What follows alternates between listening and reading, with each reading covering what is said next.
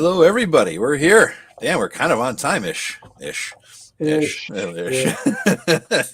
What's going on, Not too everyone? bad, though. Yeah, not bad at all. 8 people watching already, That'll grow to about 28 when we close up at around 10, they'll all come in. Right. Yeah, when we're saying goodnight, yeah, it'll jump. Yeah, exactly. Oh, man. So we're here. Thanks, guys, for coming down, listen to us. We have an interesting thing. I was thinking about doing this, sort of picking apart the Forest Oracle, because as you saw in my picture, I bought this thing with my paper route money. Me and my brother, we saved up our money. We rode down our bikes to the local shit mall, the little strip mall that had a Walden Books in it. We picked it up and we said, "Oh, this looks good." We got druids, we got blight on the land, we got low level, and we're new to D&D. We're gonna figure this thing out, and so we said, let's do this shit, man. Let's get this thing. So we decided we're gonna go get this module. We took it home, and it was the worst module ever in history of mankind. And Tim, you found some stuff on it, didn't you? I did a little bit of research on what I could. Mhm. Well, here I thought I had the damn module, but I don't. Yeah. I swore I did, but whatever. Somehow the birdie flew in the module into my. It must be the same bird, Joe. Yeah, I still think Rob swiped it on you, man. I'm telling you. He's like, think "Ooh, that's so? unguarded. That's unguarded Yeah. there. I could take this." The worst module ever. I'll take this one. Yeah, really. It's a cursed module, It's like that's how it is. You picked it up, you can't get rid of it, Right, Somebody's got to take it from you. right. To get rid of it. Yeah. God. So I was like, let me do a show, and then I'm like, you know what? I'll just do a live thing with Tim because this will be fun. Because we were thinking about actually getting into doing a little series about adventure design and principles and what makes best practices and things like that, because we were actually sitting down a couple of weeks ago going over a Saturday morning, a couple hours, going over our module that we sort of created live on there. And I am really interested because I've never done anything like that before. I don't publish anything, so Tim does. So I'm like, this is stuff I've never thought about. So let's give it a shot and maybe do a series on it here. Yeah, Tim, you are looking smooth. That's why I said to Tim, I don't think I've ever seen him without a hat on. He comes out of the shower when he stayed at my house. He had a fucking hat on. I don't know. If I remember right. So, it was September. Yeah. Well, that was back when I was like, I think a little less weighty too. Yeah. I didn't have much insulation, so I got cold quicker. That's true. Well, he went into the bathroom, shut the door, hat on, comes out, hat on. I'm like, what? I know, I offered him shampoo, but as you can see, pants on the way in and pants on the way out. You didn't. Well, thank God for that. Yeah, exactly. So let's not judge. Monday was good, Mike. Thank you very much, buddy. It was a good time. I won't disclose what happened, but it was a very, very cool thing for me and my family, especially my father, because it gives away details and ID and all that. But it was a really good time. So thanks. Sorry we weren't here last week, guys, but it was a fun thing. Really definitely worth it, though. Yeah, absolutely, absolutely. So. Yeah, Tim, you did a little bit of research on this in terms of the author and what he did and all that sort of thing, right? You want to get into the reputation of this thing? Well, do you want to do our cool thing of the week? Oh, yeah. Let's do the cool shit. Let's do the cool shit. My cool shit of the week, actually, this weekend, I sat down and I put out this is going to sound like, a little less manly, but I got my initiation into spring. We get into summer. I do the deck up. I put flowers out there. I get it all nice and set up and everything. And I did that all today. That's cool though. I like that. That's all. Yeah, because you sit out there and I get Instagram pictures of the tree and the sun over by this tree and the sun over by this tree, and I can tell where they're all. Oh, Joe's sitting in the left chair. Joe's sitting in the right chair. Yep. No, it's fun. It's to me because we're getting into nice weather now, and I like to go out there at nighttime and under the stars and puff a little, drink a little, and just chill, right? So that it's nice. So I got that. I got my whole space set up. So that's my cool thing of the week. How about you? You know what? I really don't have much cool things of the week. Okay. I guess I can show you what I got recently. I don't know if it's cool yet or not. So all right. The coolness is yet to be earned or determined yet. So let me reach down here. You got something new, huh? You got something new. Yeah. So I backed this Kickstarter, The Rats of. All right. Let's see. Ugul. Yeah. So these are Shadow Dark adventures. So there's about 10 in here. Damn. All right. I mean, this is just such a minor pet peeve, but it bugs me nonetheless. Uh-huh. They're full sized. See, that's my that. Yeah, they're not, all everything else. Shadow Dark is, Yeah. nothing, so it's sort of like, but mine is, Is that still in shrink wrap? You haven't opened that thing yet, man? You try no, to sell it as a collectible thing someday? When do I sell my shit? I don't know. Sorry, You I lose just it, but sell you the don't shit sell I it. don't want. Yeah. No, but then I got the other two. So there's three All right. hardback books. Each of them have a bunch of Shadow Dark adventures in it. That's cool. Yeah, they're varying degrees, definitely. The more and more I get from Lightning Source, though, I'm not. They seem. I'm cheap. not. I'm not. Yeah, it's fucking cheap. Yeah. Yeah, to put it lightly, but Yeah. I mean, the adventures themselves, like you said, the few that I read, there's some of them are pretty decent. And the other stuff is probably not my favorite, but I really don't like their layout and how they do. Shadow Dark has a particular what do you call it? Aesthetic. Yeah, aesthetic to it. And while I think they're trying to mimic it, it's like Shadow Dark. We're going to see this in this adventure tonight, I think, where Shadow Dark has this thing where it describes like a room, and it'll bold some of the interesting spots, and then it'll have like a bullet point of that thing to give it more detail. Yeah. Well, in this, they don't they bold stuff, but then they don't bullet point it, but then they'll talk about other things that weren't even mentioned in the description. Yeah. And I'm just like, what am I missing? It was confusing how they did it, but I'm thinking, well, they did it consistent enough. I'm trying to see their, what do you call it? Their method to their madness, but I haven't found it yet. I'm starting to read things with a different eye now, for that purpose. Like, what's the method to the madness, So I took this English class a long time ago when I was in college, and the English teacher warned us, before you take this class, she goes, I want you to warn you, if you really enjoy books, don't take this class. All right. Because you'll start looking at everything with a critical eye. You're gonna get to see what you're gonna see, the wizard, the guy behind the curtain. You're gonna see the wizard for who he is. And she was not wrong. Yeah, I've never had that eye before. I've never thought about it before. Right. I do it for editing, but I don't do it for like writing modules or even books. The editing part. I mean, you're still kind of doing it on the surface part. Like now, when you start writing it and looking at the stuff, you're gonna edit better. Yeah, I'm sure. Because it's my own thing. Like my nephew sent me a paper that he wrote, and only 5 pages. And Tim, that was like, oh my god, a 5-page paper. I'm like, geez, I used to shit those out all day, every day. You know what I mean? The kids, they don't have any sort of like, But I'm like, and as I'm reading it, I'm like, edit this, change that. I'm texting him the errors I find. I'm not picking on you, dude. I'm just, I mean, this is just my brain goes, and you got a better brain for it. You got something in the mail. I got Gary's appendix in the mail. Number 5 came out. Jeremy Jones's latest offering with everybody. Yeah, that's cool. No, it's funny because Jeff Jones. Jeff Jones. I was I think it was his first guest on his podcast. Oh, yeah. And he hadn't published anything at the time. This was back when I was still the RPG zine You were guy there. Well, I just ran the Facebook group, and he hadn't published anything, and he was all worried about this or that, and then now he's just a machine. Him and his crew, they're pumping out a lot of great content. I don't have everything because God, stuff costs so much these days that I gotta watch my gaming budget, kind of thing. I just got because I could easily. Yeah, I mean they're very good. Yeah. Gary's real appendix. Yeah. That's probably a collector's item, right? You loot Gary's corpse, get his appendix. But here's the fucked up thing. Here's how I fucked up.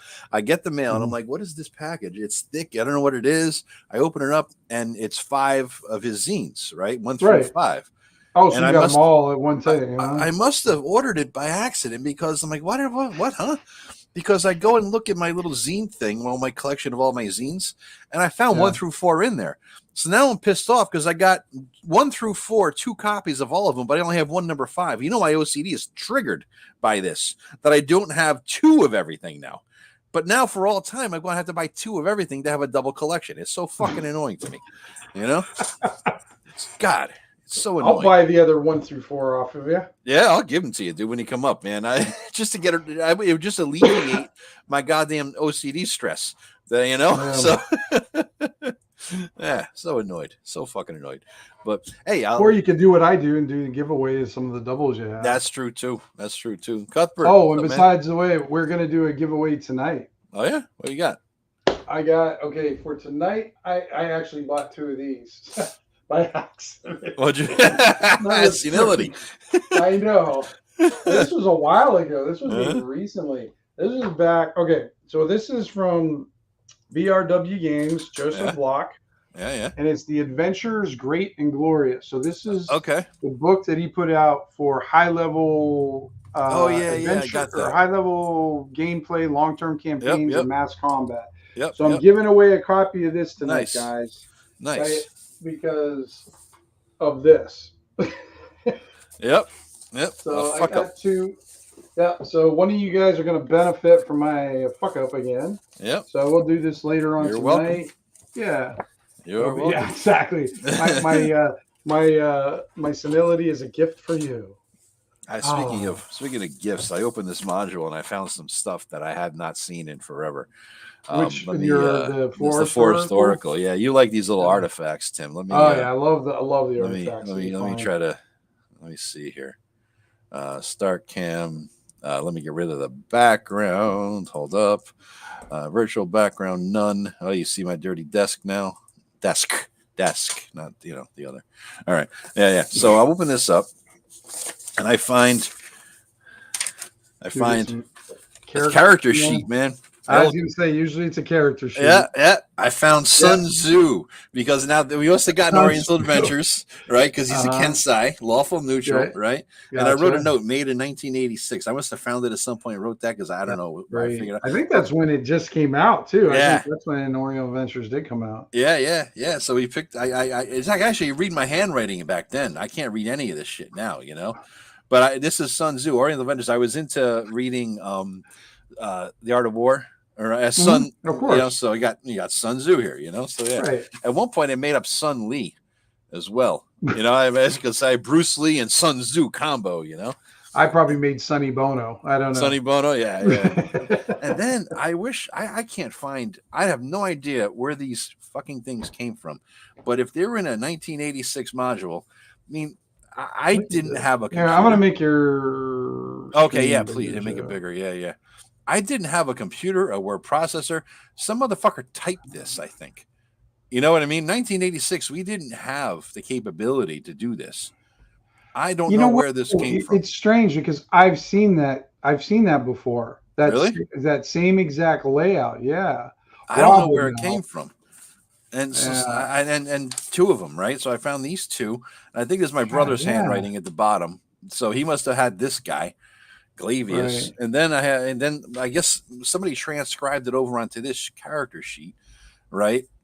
Sacrificing hex paper for a character sheet. We used that stuff on notebook paper. That's great paper, man. Yeah. So it's kind of cool. And I think on one of them, somebody drew a fucking scimitar. I don't know who, but it wasn't me. That's my brother because he's a better artist than and it was his character. His right, yours would be yours if you would put 2 balls on that. Utter shit. Yeah, utter shit. So I thought you might get a kick out of that. I always like these little artifacts that you find. Yeah, I love artifacts. Yeah, but if you had a random table of artifacts and you had a 2d6, 6, 7, and 8 would be a character sheet. That's the most found artifact. Always in the modules. Yeah. Yep. So all right, just interesting. Let's see about this Forest Oracle. All right. So let's see the Forest Oracle. What should we do here? I'm going to go with Ben. What we have to do. I was talking to this Joe. You're going with Ben smoking the doobie. Yep. This is not the hash you're looking for. Yeah. What the what was I saying? I can't even remember. How to scope what how we're gonna approach it. Yeah, like the context of how we're writing that and everything. So, so what we're going to do is go through it, and I guess we still haven't decided that. Are we going to do it as a whole, or are we going to do it as an art each encounter? Or I figured I'll read the book in order because it's a fucking railroad. It is a complete and utter railroad, and you move along the map. You know what I mean? Right. And so one encounter to the next encounter to the next encounter without any deviation.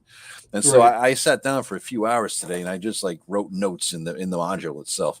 First thing I needed was something I didn't need back then was fucking glasses. So let me the glasses on to read this damn thing, right? So yeah, you and me both. So I took the notes, and what I could do is I will present the screen. First of all, a quick note: Carl Smith is the game designer. Carl Smith is the author. Designer. Yep. So he worked at TSR, according to Wikipedia. When Tracy Hickman got Harold Johnson, then Jeff Grubb, Smith and Larry Elmore in on the idea of Dragonlance. Before the team, they got a solid team there. I mean, they got, Yeah, he's the weak link, though. Yeah, well, so is the editor. Yeah. Well, the funny thing was he was an editor at TSR. How could an editor write such shit? I don't know. Well, I mean, editors don't mean that you're a good writer. Yeah, I guess not. But I'm surprised he didn't. He, didn't take his editor eye and look at it too. Yeah. Just from my overall first perspective of it. That's his bona fides. Yeah, because him when there was a big Exodius from TSR, he and a bunch of people started Pace Setter Games back in the day. Did you say Exodius? Are you smoking the stuff Ben is smoking there? Exodius? Yeah, they left. I don't know. Exodus. There was a bunch of them. Exodus, not Exodius. Exodius. I like Exodius. Sounds like a demon, doesn't it? I know, it does. I kind of like that. I'm going to, use that as a monster. So Exodus, out of the place. They're gone. Goo. So, but he still kind of did it. But the thing is, he still seemed to produce a couple things here and there for. He did a lot of Dragonlance shit. And here's the kind because that was the whole Laura. Yeah. Tracy, what was it? I can't remember which came Margaret on first, Weiss and then they. Yeah, I think Hickman. She came in. Tracy was in on it from the beginning with him, and then they got Margaret Weiss later on to join in. So, yeah, we'll talk about railroads. We won't get into the dragon. Yeah. But I mean, when you're forcing to basically reenact the book through adventure watches, you don't have a choice. Yeah. I stopped clicking the buy button now. It's funny. Here's the funny thing. I'm looking at his list of shit he's done, and I recognize some of the Dragonlance stuff, blah, blah, blah. But on one of them, he's credited with the songs. He wrote fucking songs in a module. Yeah, there was a bunch of, there was songs. God, they were terrible though. They were terrible. I know, but that's what was in there. I think they were trying to like reminisce of the old Tolkien bullshit. They went the Tolkien vibe and stuff, Right. Jesus Christ. So let's get into the module. I got the thing pulled up here. All right, and I figured I'll show you the pages. What I did was I actually took a pencil out. Cuthbert, we are doing the Forest article that was published in I think 84-ish, 6, something like that. It was at 86. I gotta look. 84. I see 84. Yeah. 84. Yeah. Yep. 1984 was published. So yeah. Here, let me share this with y'all. And I did was you share your screen and. Yep. Why don't you? Let's just make that the whole thing. Yeah, the whole thing. Can you make that the whole thing? There you go. Oh, there you go. Yeah, it works. That works. All right. So, I'm trying to scroll on my left side. Yeah. So this is good. So this is a good size, I think. Too much and you lose perspective. So what I did was I went through today's minute. Yes. I just took a pencil and just started jotting down notes all throughout the module. So as I'm gonna go page by page in this thing, we will just basically by my thoughts, like, what the fuck? What? Yeah, stuff like that, right? So I figured we could go page by page and see what's going on. So first initial thing though. Yes. What do you think of the cover? It sucks. I mean, because the goblins you hate the cover? they were the least thing in the entire module. I know that. I know they weren't even. But how do you? But did the cover get you to buy it when you were stupid and young? I don't remember that. What we used to always do is read the back, right? So if Right. you go to the back and you say, the land lies under a curse, blah, blah, blah, animals are flee, find the druid, save the valley, yada, yada, yada. You know, So levels 2 to 4. So what out of that, Mm-hmm. what made you buy it? Because that's, that's part of writing an adventure. How did you? Yeah. They get a dumb kid with too much lawn money and mowing money, apparently. Paper route money, literally paper route money. Me and my brother. Get you to buy this because that's part of it. That what it really came down to when we were going to Walden Books was we pooled paper route money down, and we stood in the corner or sat down usually because we're there for a couple hours, and we tried to like stealthily slit the plastic cover off the top when the person wasn't looking, and then we would read a little bit of the module, right, and try to get a feel for what was good.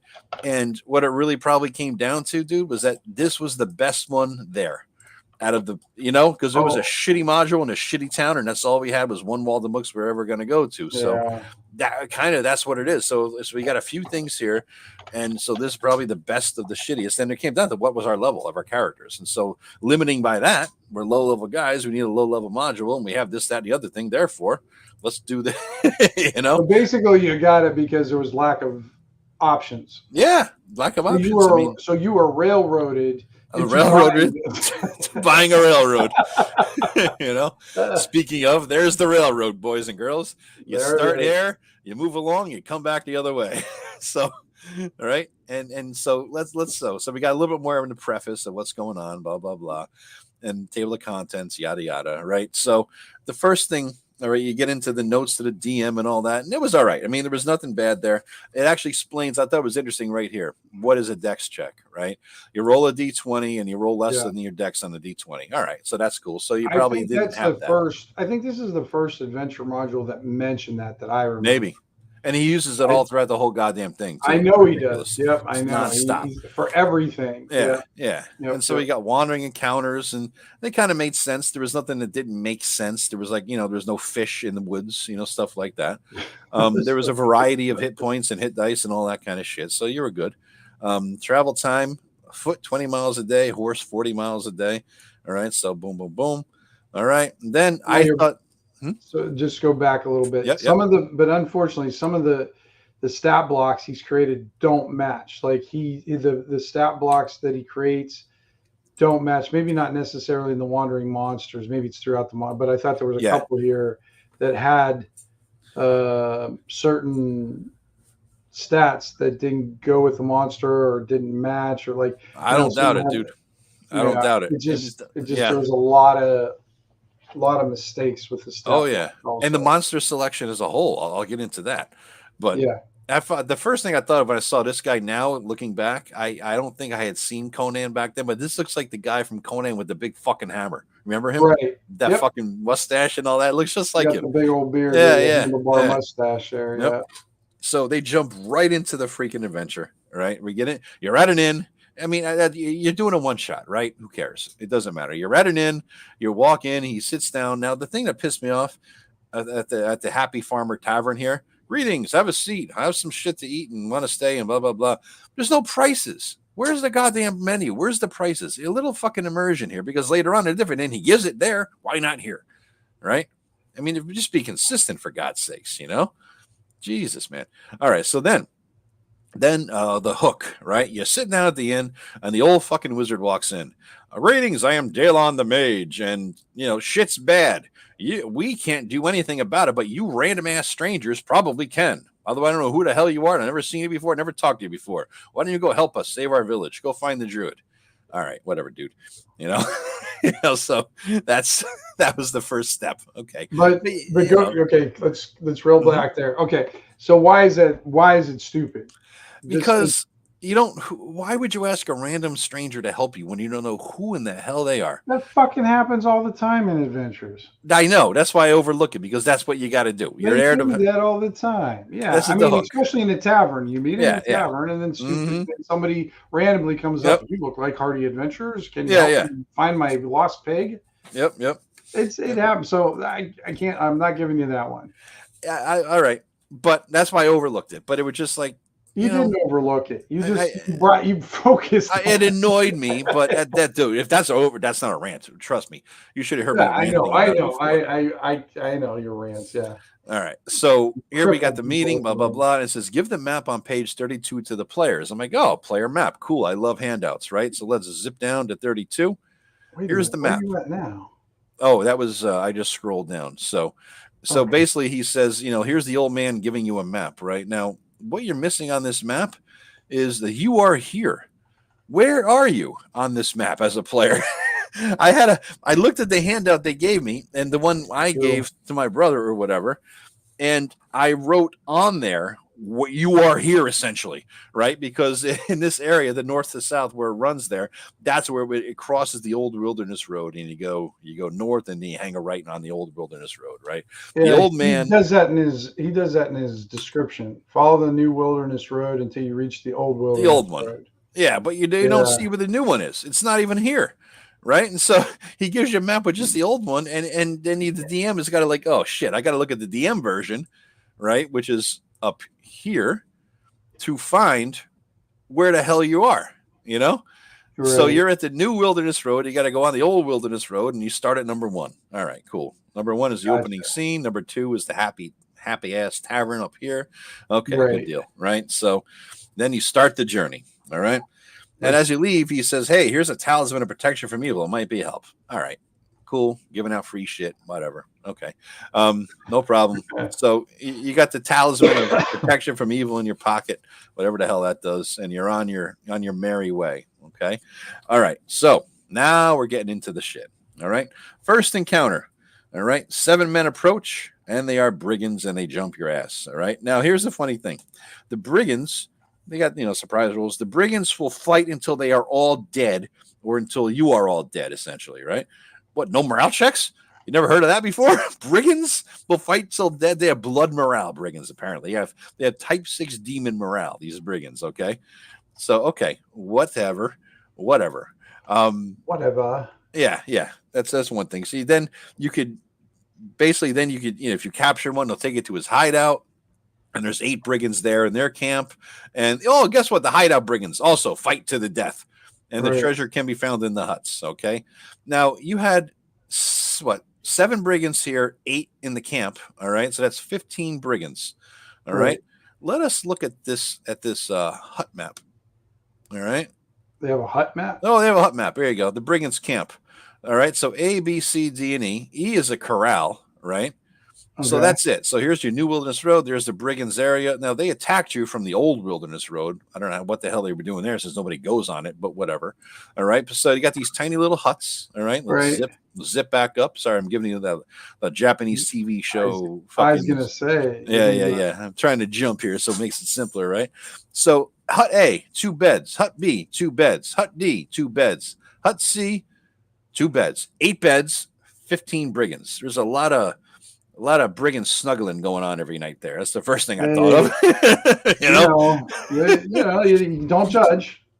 Hey, whatever floats your boat, brigands. Or they might have like the naval kind of brigade thing set up where sharing cots. Yeah. So you're half of you're up and one of the half of you asleep, and then switch out. I don't know. Yep. That's what somebody said. Here, let me zip down through the through comments there. You DM me as a player. My brother's here, and he had no idea what's going on the whole time. He says, "My brother." Yeah, exactly. It made no goddamn sense.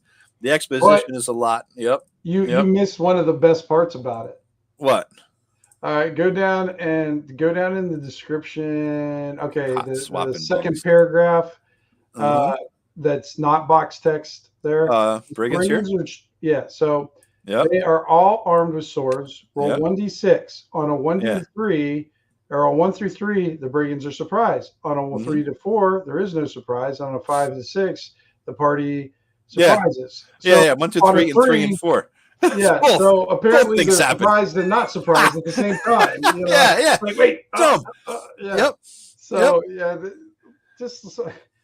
Now get this. You kill the fuckers and you get to hut A, the leader's hut, right? There's some good shit here, right? 50 gold pieces, a chest of silver rings, right? Wine barrel, 5,000 copper, a magic scroll.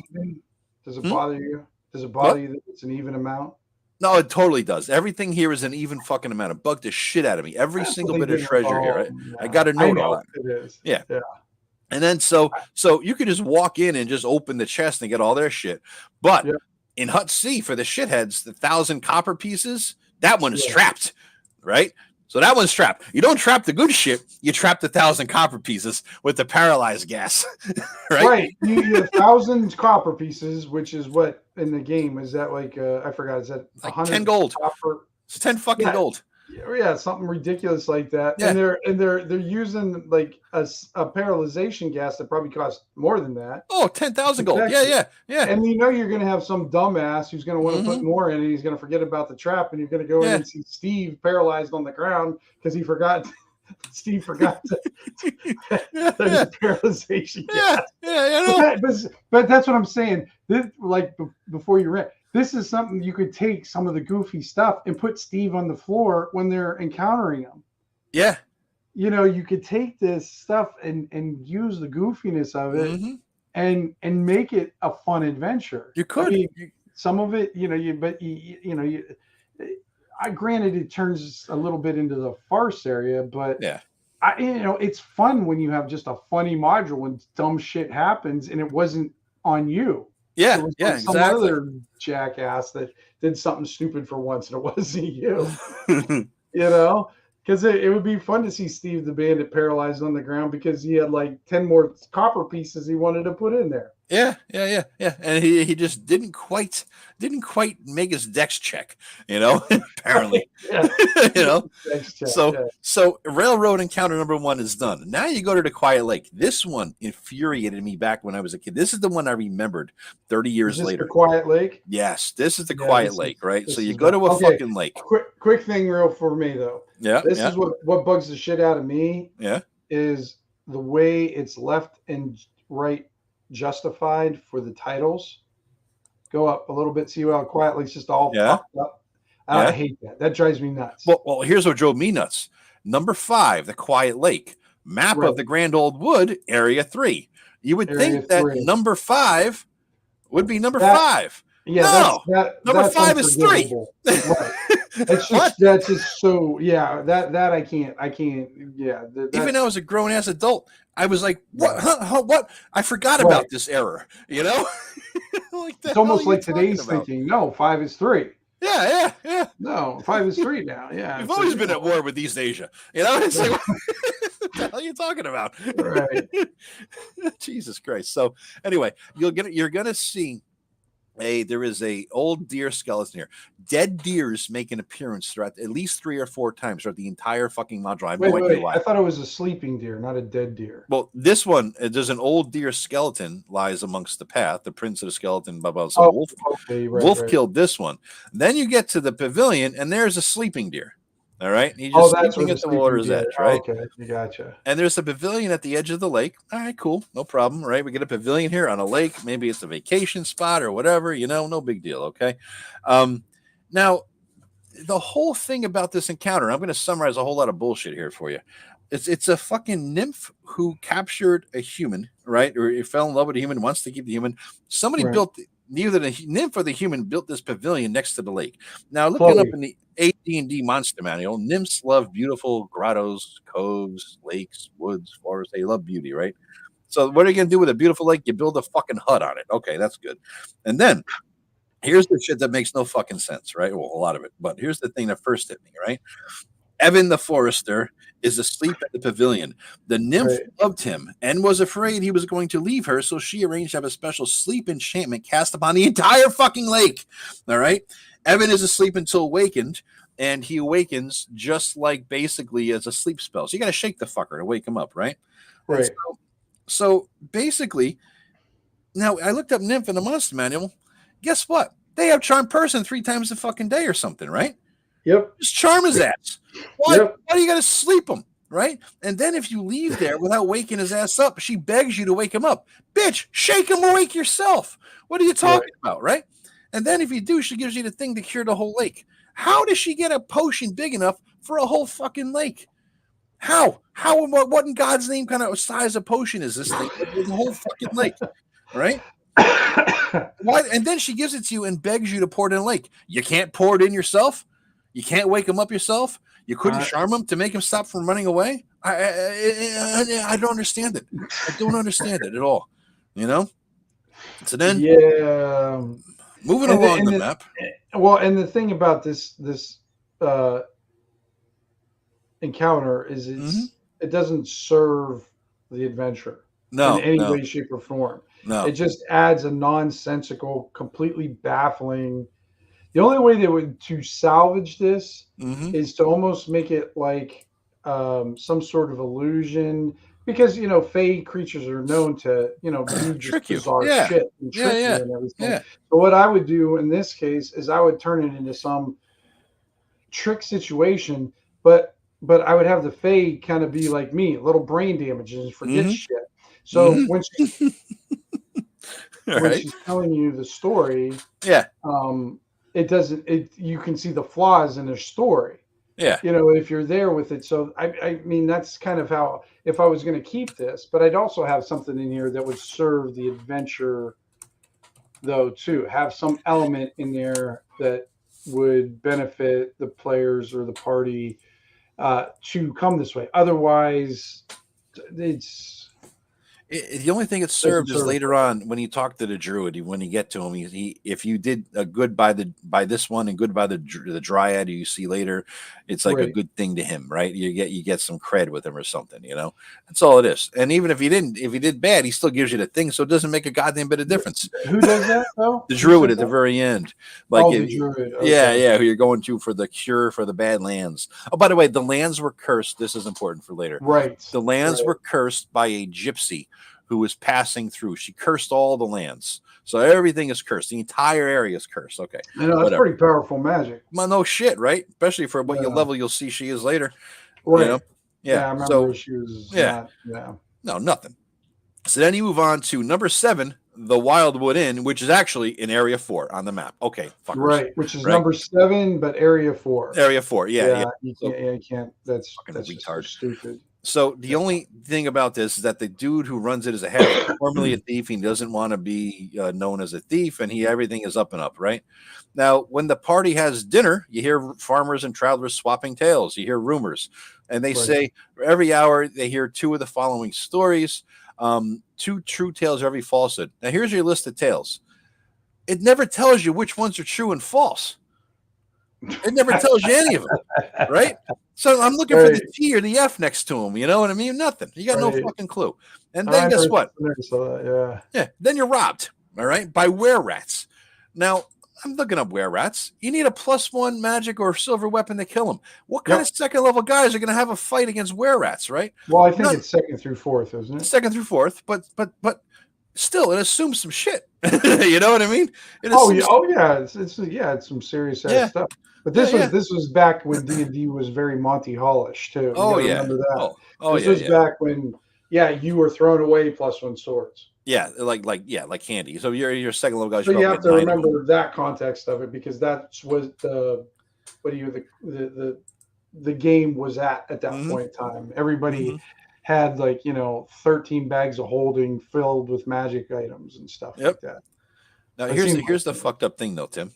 An attempt to rob the party, another fucked up thing, will occur during the night, whether they are on watch or not. Any party member on watch has to save versus sleep. If he is successful, the spell will be cast on each party member coming on watch until one is successfully put to sleep. At that time, 4 were-rats.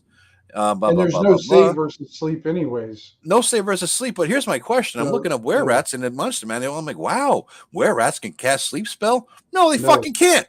No. So how?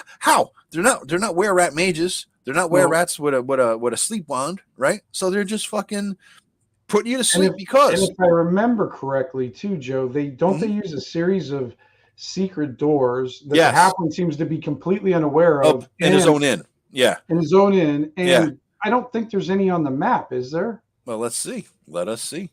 I don't remember. I could be wrong, but I don't. All right. I don't see any S's. This is the Wildwood Inn. Yeah. Where are the sleeping secret doors there? Is there? Yeah, I don't remember. They just chewed through stuff, apparently, you know? Right, like rats, exactly. you know? Yeah, they chewed through shit. No secret doors. Yeah. So how would you, okay, I'm going to ask you this. How would you fix this situation? What's there? How would you fix it? I would figure out where they are in relation to the characters. Make sure they're in this, you know, you have to redraw the maps. You have to redraw the maps, right? Which is not too hard because this is a shit map, right? Look at that thing, right? It's not too hard to do it. It's a building map. There's only so much you can do. Yeah, I know, but it's just a little fucking something, man. You know, a little style, but little something. I get it. Fucking circles that look like they were drawn with one of those plastic things that you put your pencil in the middle of. It just looked like somebody was playing tic-tac-toe by himself. Actually, yeah. Oh, and he lost and barely won. Yeah. Oh, no, I got across there. That's barely. Yeah. So there's no idea where the characters are, where the bedrooms are, that the rats are, or anything like that. There's no way to kill the fucking rats who somehow have the magic ability to put your ass to sleep somehow, right? So So Flint brought up something good too, because maybe the were-rats are human form and are patrons at the end. That's definitely where I would go with. Well, that's what they are, right? So yeah, that could be a thing. So maybe they're magic users or something, and they're in human form mages or whatever. But that doesn't say anything like that, right? There's no idea of how this all hangs together. None whatsoever. So you're just like scrambling. So if you're keep in mind this is an N series module. N means novice. This is for novice. Yeah, we forgot to mention that. So yeah, this is for new players who are playing it in the back then. Now, I originally thought it might have been for GMs, but the more I thought about it, this is definitely not for because there's no explaining of rules that much in the beginning or how to run stuff. So it must have been directly for just novice players, not a novice GM, man. Yep. No, it's I mean, one of the things I'd probably do similar, like pretty much what Flint said. I'd make them there, but I'd also have them that they had somehow got keys to the room. Maybe one of them, because were-rats are fairly stealthy and they rely on their stealth by, instead of using secret doors, they just kind of go in the front door, and their way of doing that is to get the players drunk or spike their drinks ahead of time. Good idea. So they fall asleep. Slip them a Mickey. Do something a little less magical, and let's go back to what the 80s used to do all the time. And that's exactly it, Flint. I was thinking that too as I'm reading this. Make the innkeeper the were-rat, the head were-rat, right? And so he robs the rich people. But if we're going to keep in the context, he's got to be kind of maybe unaware. Yeah, if you want. I mean, but if you want to make it make sense, he's got to be completely. Yeah, absolutely. Or he could just be, he could still remain like a halfling who doesn't want to do it. They're blackmailing him. This is his crew. They're like were-rats or something like, this is part of his crew. This is their take. This is what they do to fund. But then you have to, you don't really have to, but he can be a small part of a bigger organization. So if they end up doing this stuff, which I always like to do in an adventure, the consequences of maybe taking out these guys, all of a sudden they gain the attention of the bigger thieves guild. And then there's those repercussions for taking it out. Or if you have, and this is where later on when we get into the adventure, there's not a lot for a thief to do. No, in this adventure, there really isn't. Not at all. So this would be a good case where a thief may recognize maybe some of the thieving symbols that they pass along. Yeah, thieves can't. The thieves can't, and he understands it, and and so he could give a heads up and like, don't screw with these guys. These guys are part of the so and so, or and the thief's knowledge, not just his regular skills, but a thief's knowledge. Yes, you don't have to do an IQ check. Yes, you just know, he could get the party out of a real shit situation just by being, a thief. So yep. He sees a hand signal that says those are the ones we ambushed tonight or something like that, right? Right. And the nice thing about those two aspects is they would be easy to integrate into this and take this kind of confusing and what the hell encounter to make sense, have a little bit of options to it, and add, future possible consequences to it. Yeah. So now you've taken it and you've kind of added some layers to it. Yep. And yeah, I like the whole thing that they're kicking back to higher thieves guild, and hey, they're no longer. Where'd our money go? Where's our people? Who killed them? Let's chase their ass down and kill them. Yeah, that makes sense. Yeah. All right, so you kill the were-rats somehow. You don't have any magic or silver items. Then you move on. You get a reward from the innkeeper. You move along to the Horns of the Dragon, which is number 9, but area 5 of the map. All right. So no, I'm going to never stop saying that. I know, right? And you shouldn't, because that's ridiculous. Because when you're writing an adventure, you have to make it simple for people to understand. Yeah. Easy to run. And when you start going, this is encounter 9, but on the map it's area 5. It's like, dipshit, who told you this was okay? God, I mean, I don't say a lot of bad, but that's just dumb. That's just a dumb bad writing in every way, shape, and form. God, and then here's some more shit. All right, so here we go. So basically, you're going into a tunnel that goes under the mountains to get to the druid place, right? So you follow the trail, big cave, breeze, blah blah blah, and you see some stuff that gives you an idea. Oh, what's in here? Footprints of beasts of burden and their drovers going in and out of the tunnel, which are human. Okay, maybe, probably. And then you see footprints belong to orcs. Are they barefoot? I thought orcs wore boots just like humans. How the fuck do you know they're orc prints? Does this say orc on the bottom of their boots or something? But whatever. Don't your orcs have like orc boot written on the bottom or something? Yeah. Instead of Timberland, it says Orkland or something, right? Yeah. Absolutely. Yeah. So about 5,500 feet into the tunnel, you couldn't just say a fucking mile. About a mile into the tunnel. Right? I mean, what did he say? 5,500 feet? Did he actually say that? Yeah. 5,500 feet. And oh my God, yeah. Yep. Yeah. It's retarded, man. It's retarded. So let me see. So let's see. They're 5,500 feet into the tunnel, and you are moving through. And guess what you see here? Another deer. Another skeleton of a deer. Deer number 2 has appeared, boys and girls. Can we see the map real quick so we can see where we are in the context of this thing? Absolutely. I'm already lost. Oh yeah, don't worry. You've lost with the map, dude. It doesn't fucking matter. I know. But I kind of want to follow along. Hold on. I'm sorry. Up. Holy blink, everybody. Don't look. I'm pulling up the map. Oh, there it is. This map. Okay. Dumb. Now, apparently, this map was done by Diesel or somebody. Was it this map? This map? They said he's a guitar. I can't imagine he did this one. I'm thinking he probably did the hand drawn one up above. Yeah. But this one is just sort of like, oh my God. Well, and they've done like one of the most biggest disservices you can do on a map. Do you know what that is, Rob or Joe? I said map and thought of Rob. Let me see. What's the worst thing? Yeah. One of the worst things you can do on a map. There's no idea how big each hex is. Exactly. You got no scale. None whatsoever. None.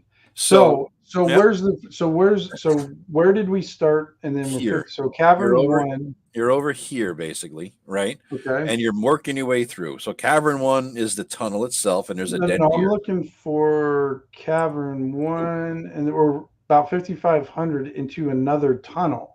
Yeah. So is it a mile before this map even starts? I think is so. That what it is? Yeah, because this is the only bit of the map. You know what I mean? There is no one. There is. That's what I'm saying. I'm sorry. Hold on, Tim. Hold on. Is there a one somewhere? This is the way this is made out. This is one of the old the cardboard cover has the maps on it. Yeah, right? Yeah. So you got to go. Here is 1. Oh, the inside cover. Right. Yeah. So you get to 1 dead deer. Okay. And then the back cover is here. You're right. Right. Okay. And then, all right. So I'll read the descriptions because there's not much to deal with. As you guys can look at the map and follow along like this, I think it probably makes more sense. All right. So cavern 2, blah, blah, blah. All right. So cavern 2 looks like there's a rock fall, and it looks like there's you see a dwarven boot or something. A boot is sticking out. Do we know it's a dwarven boot? Or let's see. And under one pile of rubble, a boot sticks out. Under the boot, a skeletal foot is attached to a leg, and so forth until the entire skeleton of a dwarf in male, buried in a minor cave-in, is uncovered. He has 25 gold in his purse. If anything is taken from his skeleton, or any of the 5 dwarf skeletons under the other piles, all 6 animate and attack. Why? How do they get up? They just got squished by a ton of rock. How the fuck do they get up? How do they become skeletons? Just because rock falls on you, you become a skeleton? Well, you decay. And but they attack. It's an undead skeleton. I know. Killed them undead. Oh, that's true. Yeah, I don't know because they're still in the same spot. Maybe maybe they're just so mad that dwarves got caught in the cave in, which they're supposed to be able to detect. They turned into skeletons. They get just mad from dwarven rage. You know, they couldn't handle it anymore. Yeah. And I think this is the one that screws up because they have a warhammer that does 1d6 damage, the 1 hit dice, 5 hit points each, and then none of them have apparent armor on them, right? Because they have an AC of 7. Yeah, I don't think they have armor at all. Yeah. And I like how it's a minor cave in, but 6 dwarves died. Oh, wait a minute. My bad. There is a dwarf in male, and they all have male. That's what I thought. Yeah. So your miners are wearing male. Right. But but they given an AC 7, you know? Yeah. So there was, because I knew there's some more stat issues along the way and everything. That's funny. I didn't even look at stat issues. I just looked for stupidities like that. I wasn't deep diving into stats, you know? Right. And each skeleton possesses 25 gold in a pouch, except their pants are down around their ankles. Yeah, exactly. So then you move into number 3 and 3A. 3 and 3A is a crazy dwarf who's still alive somehow, right? Dressed in rags and shredded mail. There's a secret to 3A to get in there, blah, blah, blah, right? And so he's a 3rd level dwarven fighter. And it says that for the last 25 years, he has waged a guerrilla war on all of the fucking orcs that are in 6 and 8 down at the other end there, right? There's like 25 fucking orcs. How is one guy? Is he fucking Rambo? How is he? How? Maybe he's just like, he's got those crazy eyes, and they like walk down the cavern and they see crazy eyed dwarf, and they're like, oh shit, I'm gonna walk on the other side of the street. I don't get it. I don't know. But then he goes into. He's only got an AC of 7, So yeah. And let's see, 20 hit points. 20 hit points. There it is. Yeah. Mm-hmm. But what kind of weapon does he have? Because they don't have any weapon things. Doesn't even say. Yeah. I didn't think so. Yep. It doesn't even say what his weapon is. It must be a plus 40 to kill orcs upon sight or something. And so he has chainmail. Yep. He's got a little bit of chainmail. So yeah. Here's my question too. Remember the cave entrance number 1? You saw the dead deer, of course, and then you saw, men, footprints, wagon carts, blah blah blah, going through here. Right. How? With the orcs killing them? I mean, where? How? Makes no sense, right? I know. So then you get into 3A. Here is 3A. 3A is the insane dwarf talks shit and says, "Oh, I know what you're here for." Blah blah blah blah blah. You gotta like walk over a fucking bridge, and here's what doesn't make sense. I still can't figure this out. It's a dex check to walk over this bridge. If you fail both dex checks, you're dead, right? So characters must roll their dex check. No, you're not dead. You chop 200 feet. Yeah, but read it. You don't die. They have a random determination. I think. A narrow ribbon of land extends across a great chasm.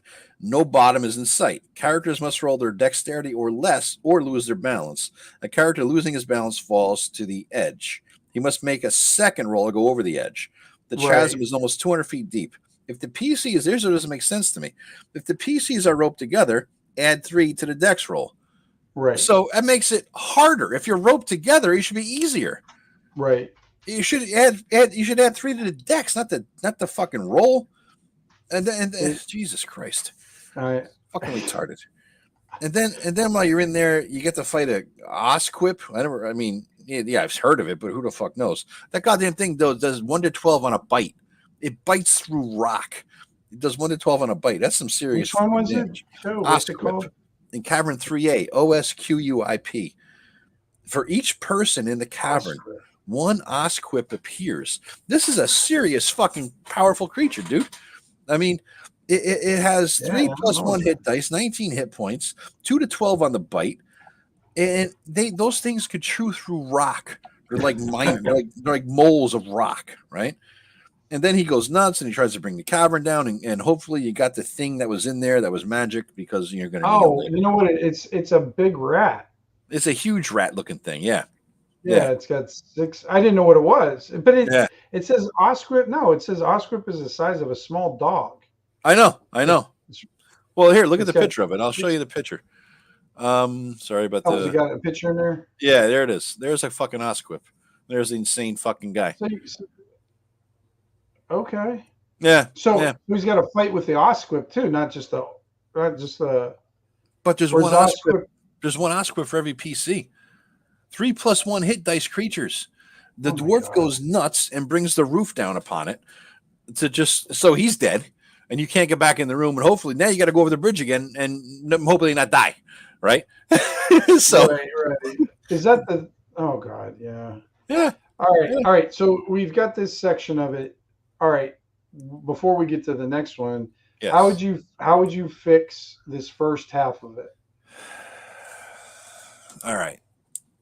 I don't know how, because it doesn't make sense for this lone dwarf to be in there with the fucking 25 goddamn. All right. Then how would you fix that? There's got to be a break or a gap. Like number 5 would have to be a massive chasm that the dwarf brought the bridge down on. Let me ask you this: does the dwarf serve any purpose? No, I would eliminate him entirely. It makes no sense. Yeah, this whole thing would be orc laden. That's all it would be, orcs. Right. I mean, that would be the simplest thing. You kind of run into this orc. Yeah. Kind of, what do you want to call it? Layer, and you could still keep the dead dwarves, because you could just have them. They got killed off or whatever, or maybe it was a recent one or whatever, and you could make them, still make them there. And then plus, I mean, the reason why I like having stuff like that, if you have 6 dead dwarves, like in the beginning before your party goes in, it's kind of like a foreshadowing that shit's about to happen up ahead, Exactly. You're going to deal with, maybe, have them in their, what did you call them? Orc creek. What did you call them? Timber creeks or? Yeah, timberlands instead of timberlands. Yeah, like they're orclands. Orclands. Yeah, so you can have orcland prints, up and down or something like that. Have them, or have them, here, or because I mean, of course, this thing is like forever long. Yeah. Because I mean, the way this is gauged, I'm going to guess the caverns are in that map are 5 miles. Well, who the fuck knows? So that would be one thing I would correct. By putting it in there. Maybe I'd still make it bigger by making each one of these maybe, I don't know, 100 feet if you wanted to make it big. But then that means you're getting a 400, 600 foot cavern, which is not unheard of. But these are giant freaking caverns, and even if you have 20 orcs in them, you're gonna be able to get out of the way, or there's a lot of space to maneuver in there. I think I might even make it smaller. I don't know. Well, I mean, let me see if they give the dimensions in these things. So cavern 3, does it give any dimensions? No, of course not. Why would it give a dimension? No, cavern 2, all right, about blah blah blah. So all right, the main tunnel turns due south before it bends for another 1,500 feet. So from here to here is about 1,500 feet, it looks like. So that's 1, 2, 3, 4, 5, 300 feet per hex. Maybe that's an odd scale. Yeah, I mean, yeah. But it says it ends in a cavern that's 3,000 feet long. So there should be 10. There should be 10 then. There should be 10 hexes if that's 300 feet. That's 3,000, and then another bend. Wait, am I reading that? Yeah. 800 feet wide. Yeah. So that's one hex. So they're saying it's almost like 800 feet per hex. And yet this is 1,500, right? Makes no sense. Good luck mapping this. And if you're doing the mapping, the old school style, you're just going to get lost. Makes no sense. Oh, God. Well, yeah, because there's no freaking scale. Even the GM doesn't know the freaking scale. No, you can't tell. Do it. All right. So then you're moving along. So 7, number 6 is a water. Wait, what happened to 5? Did we Oh, pass 5 is 5? bullshit. Yeah, 5 is nonsense. It's just What's nothing. 5? Well, The let's see. the It's tunnel, blah nonsense. blah blah. Portion of the tunnel is collapsed. Once it's just collapsed shit. Nothing here. If the party looks, they will find a sign, an old dwarf, which reads "Danger, bad timber, no admittance." See, there's your timber. Yeah, There's your timber. Yeah, there's Timber Lakes. Now you got lands. it right there. Timberlands. That's all right. Yeah, no admittance, and they caved it in. So is that from the dwarf or something like that? No, don't care. It's useless. It's irrelevant. It means nothing. It adds nothing I to the know that, adventure. but how would you make it relevant? This is what we're doing. How would you make it relevant, or would you eliminate it? I would eliminate it. It's just a useless room that has nothing in it. It's just a waste. I would add a dwarven, like maybe road sign, and it shows like it's historically it's got some hint. That's why the dwarves are there. Maybe why were the dwarves there? When you find an old dwarven road sign, or that shows. I don't know what the timeline would be, but just something simple, It all like has to that. come down to what was this originally, right? Right. In my head, it has to make sense. So I would have to Right. start from square one and say, was this an old dwarven mine, or was this just a bunch of tunnels that led through the mountains? If it was a dwarven mine, then maybe number 4 is where the dwarves were fucking around looking for shit, right? Maybe number 5 is where they lived and they collapsed in on itself. Exactly. Maybe 3 is 3A is the forge, and 3 is sort of like where they all gathered or something too, right? So. But and then maybe the orcs invaded and took over some of this. Exactly. Stuff, right? Yeah. So exactly. Now you're giving this place this complete bullshit right now. Just bizarre.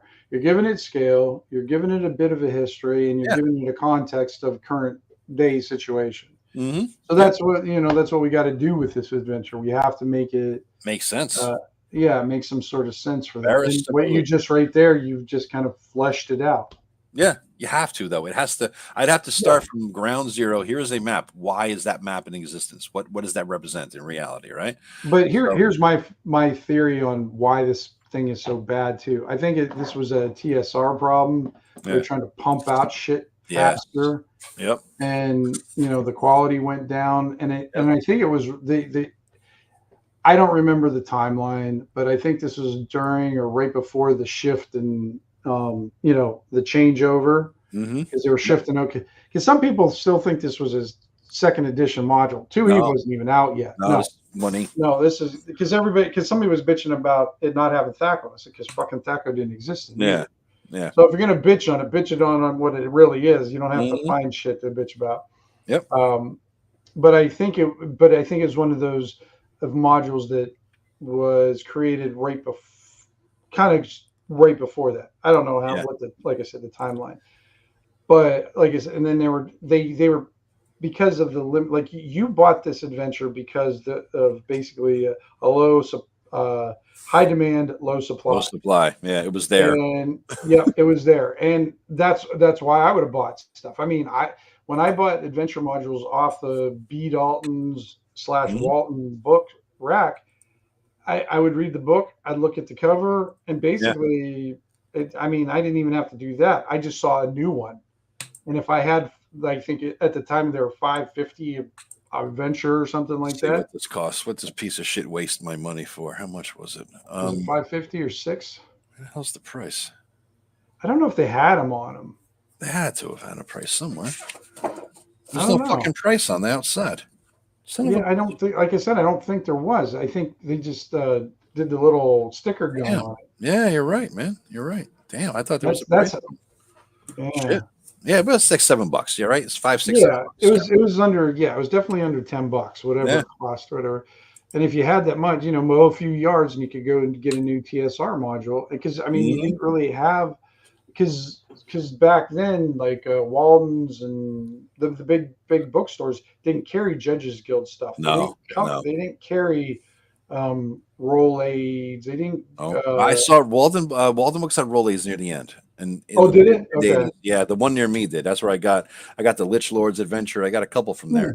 That was the first time I'd ever seen Thaco. It was the AD&D 1E days, but the Lich Lords I think used Thaco and explained what it was. Oh, did they? Oh, yeah. Okay. Like, well, that's cool. That makes it easy. I don't have to use a fucking chart, Yeah. Yeah, true. I can see that.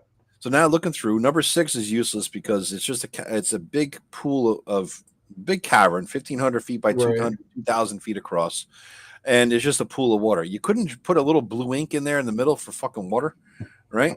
There's 2 eels in there. The eels are no joke. 25 hit points each, 5 hit dice each, right? And they're in water. In the water, right? How do they eat? You have to go in the water. Yeah. So why would you attack them if they're 18 feet long? Who the fuck would attack this shit, right? In the water, 18 feet long. Number one. And number two, how do they live? What do they eat? Orcs that wander by? That's only happened once. Yeah, I mean 3d6 freaking bite. Yeah, they'll kill your ass. But if you beat them, one of them has swallowed a ring of fire protection. I know. And the other one, this. It's a wand of magic wand. With one charge of fireball. Yeah. How did the wand not break? Anyway. I know, but you know what? I kind of like that. I think it's just, just like they ate an adventurer or something like that. And this is the stuff that couldn't digest or poop out or something like that. Yeah. And then the funny thing is I would absolutely love to have these little Easter eggs in there, because I do like this, even though it's stupid as hell. But have somebody catch an eel and open it up and find a wand of fireball. But here's the problem. As soon as that happens once, and this is a novice adventure for new people, I know. They're going to cut everything open. You're going to spend 3 hours cutting everything open forever. Then the DM regrets never putting anything like that in there, because it's like, or you just wandering monsters encounters on them just to fucking make them stop doing it. Do you ever wonder why I check for loose stones in fireplaces? Oh, I love all that. the time. Yeah. Which one? Which one did it? Because I found shit. Actually, I think it was the Secrets of Saltmarsh. That was the one that did it. And now I do it for. I don't care. I'm looking. Yeah. I'm doing it. It's part of my monkey brain now. Yeah. I'm gonna go look for it, and I guess that's why I kind of like it. I think it's funny because that sets me up to. You know how I like my fuck you monsters. Yeah. I'm gonna put a secondary fuck you monster, like how they have those zombie parasites inside of those animals that are dead and they're walking them around or something like that. I'll put a fucking zombie parasite in one of those things when you cut it open to find a wand of pirate, Or rock rubs, something like that. Or rock rubs, yeah. Which make an appearance in this one too. Rock rubs make an appearance. Oh, do they? Oh, I'll show you. Yeah, you'll see that. Then I love this adventure. Yeah, you would. All right, so cavern number 8. 7 is useless, but 7 is interesting because what it talks about, it's all caved in and blah, blah, blah. But there's rafters in there. Rafters indicate to me that this was a mine. There's no other indication it was a mine. You know what I mean? But rafters mean mine to me. Why else would you rafter a natural cavern? Right, right. Unless you're going to live there and you need to make sure, it don't fall in, yeah. But I mean, you know how many rafters you're gonna have for a 2,000 foot by 4,000 cavern? How many fucking rafters you need? How many trees are you gonna need? The whole. What are the druids left? They cut down the entire forest. That would be a funny tie-in. Why is the forest diminishing? Well, the orcs like trying to keep up the freaking cave because it keeps caving in on them. Yeah, all the fucking time. Yeah. Jesus Christ. Then you get to the orc caves. There's 20 in number 8, 21 orcs. All right. Now here's some bullshit, right? Here is some bullshit. For 21, of course, again, couldn't kill Rambo the dwarf, right? But all right. Another thing, let me zip back up here because we got the gist of this now. All right. So let me bounce back up to this stuff. All right. Blah, blah, blah, blah, blah, blah. Bullshit. Okay. Orc cave. What do you do? There we go. Orc cave. All right. So where are we at? Right up here. Okay. All right. Orcs are the bloody hand. Cool. Emblem on their shields. Cool. Orcs fight to subdue so they can slave them. Okay. Cool. Right. Nice. Oops. Shit. But the other, they're trying to make you a slave, and they follow the leaders and fight until they are wiped out. Again, blood morale. Right. They will never ever fail, or you don't even need to make a morale check, right? And they're trying to subdue you, disarm you, and blah blah blah, right? So if they overcome, where do you see they'll fight? Right here, they'll follow the leader's orders and fight until they are wiped out. Oh, okay. All right, so they're wiped out, and they're trying to enslave you. All right, if you kill them, you get their treasure. However, it assumes you're going to be captured because 21 orcs, even though you just killed. Do you remember though, in first edition, there really wasn't any morale.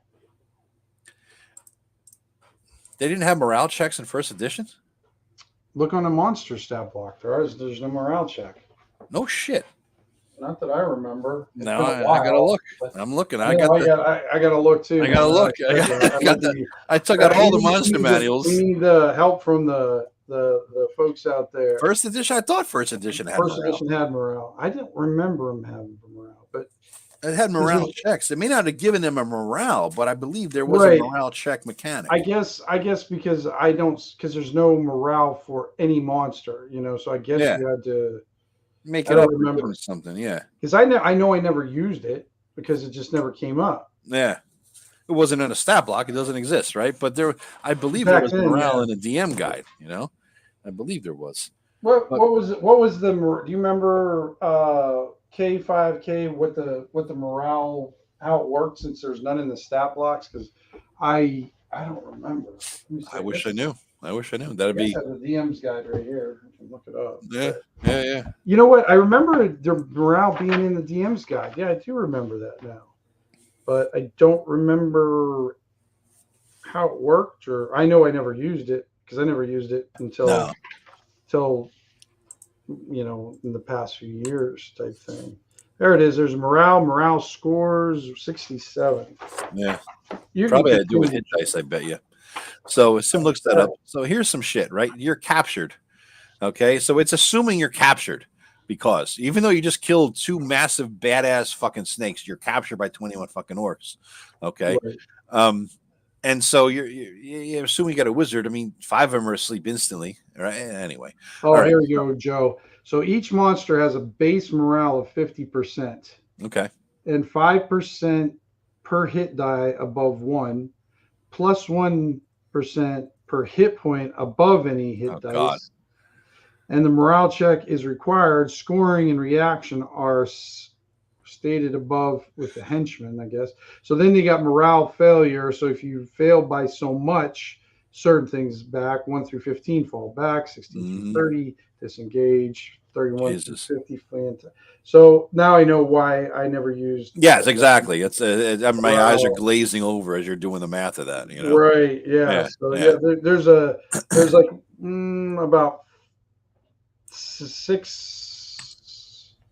about 6 inches of morale rules and all of there. So it must have not been that important to Gary either. No, yeah, he didn't give a shit. You do what you do normally. You just roll. Yeah. Make shit up as you go. Yeah. These guys got substantial treasure. So they do. If you kill them, if you kill them, so then you're put to work, right?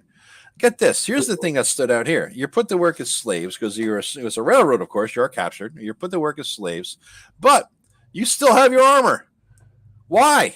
Why do you have your fucking armor on? Why did they let you keep the armor? So it's harder to beat your ass if you try to revolt? Don't matter. Who cares? This is stupid. All right. So then you go out there, you're hauling wood, you're cutting firewood down, blah, blah, blah. And then they're assuming you're overpowering the 2 guards who are guarding you with their leather armor and your full plate, right? So you overpower them or something, right? And then you got to go back and kick their asses. Right. All right. So and then you got the whole detail: 1 to 6 guards. You might be able to sneak up on them. Blah, and they blah, come blah. in waves this time. Oh, always. Yeah, definitely. Yeah. 1 to 6. Yep. Yeah. 1 to 6 come at you. They always a leather, always carrying spears. So you might be able to sneak up on them, and then you're out. All right. So you've done the orc thing. You're out, and then you're east of the Dragon Teeth Mountains, and then can we make a short comment on the dialogue, the stilted, Phantom of the, or what it was, just this. Let's take captured. Go up to capture page captured. Could you read that in your best Anakin Skywalker voice? You weren't nearly as clever as you thought, were you? Trying to sneak by us, but it didn't work, did it? You look fit enough. I'll suppose you'll work for a while before you become useless. It's because I'm wearing armor, asshole. I get tired faster.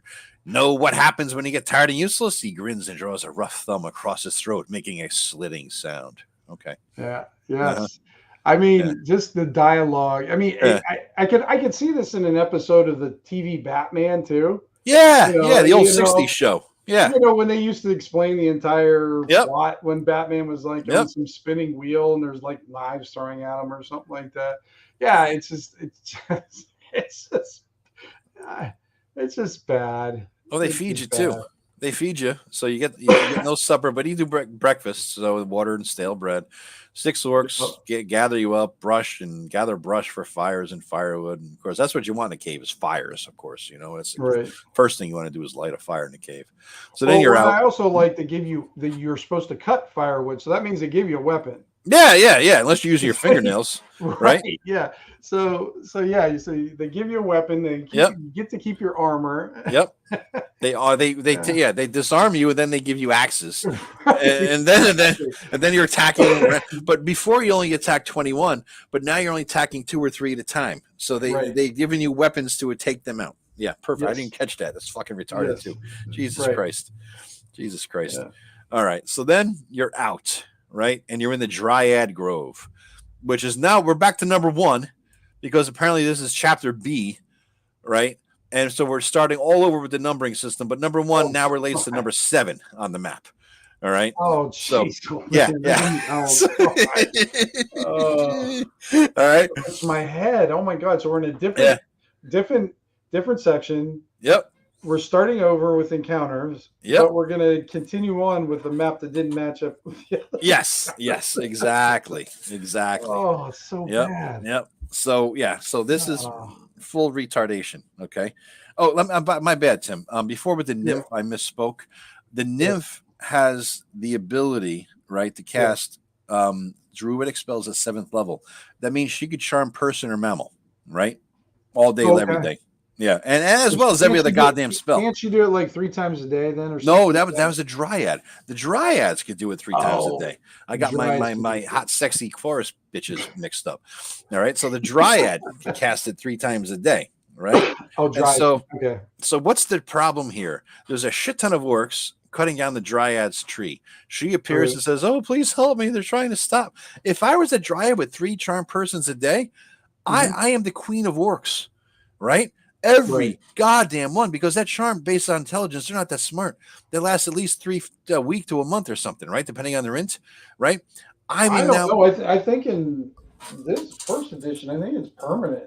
Yeah, charm. I thought it was intelligence. Let me know. I gotta look.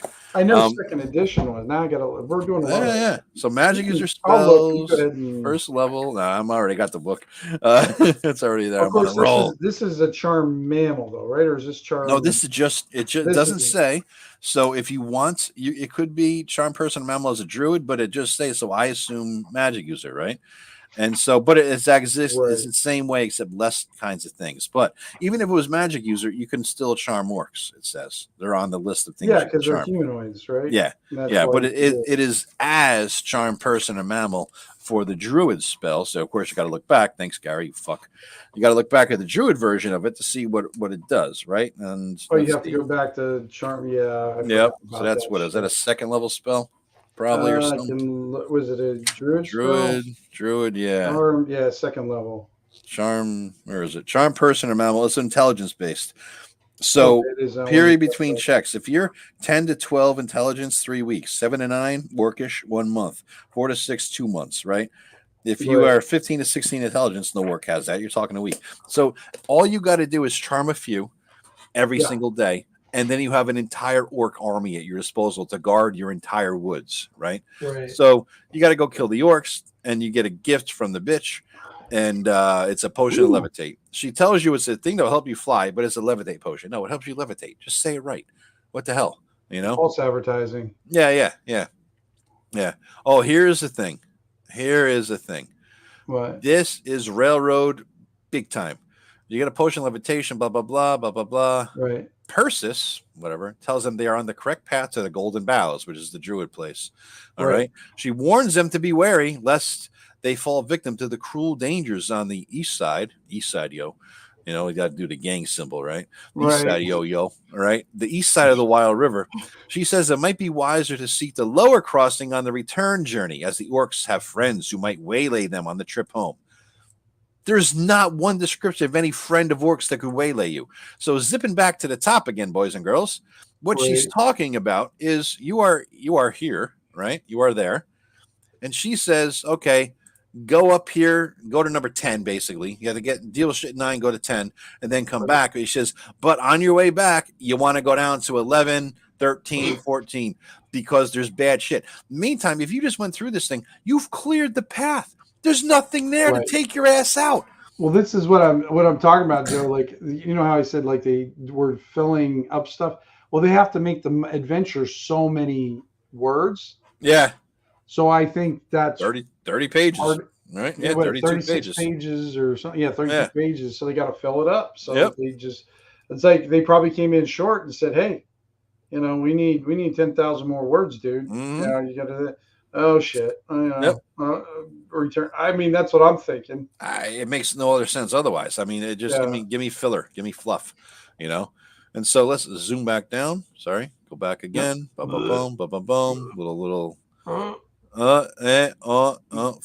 Sorry. Damn. A little far. There we go. Okay. Yeah, there we go. All right. So we're here battling the orcs. All right. She gives you that. She tells you, watch out, blah, blah, blah. Okay. Bad shit ahead. Warg footprints are ahead. There's a rope bridge. More dex checks, boys and girls. And if you fall in the water, guess what happens to you? 1d4. This is the thing I was thinking of. Not that chasm. I was thinking of this part. This one. Yeah. So you fall in 1 to 4 to determine what's lost. Either a sword or main weapon of a character, or a dagger or secondary weapon, or a magical item, or exactly 200 gold pieces if you don't have any magic. Not 201.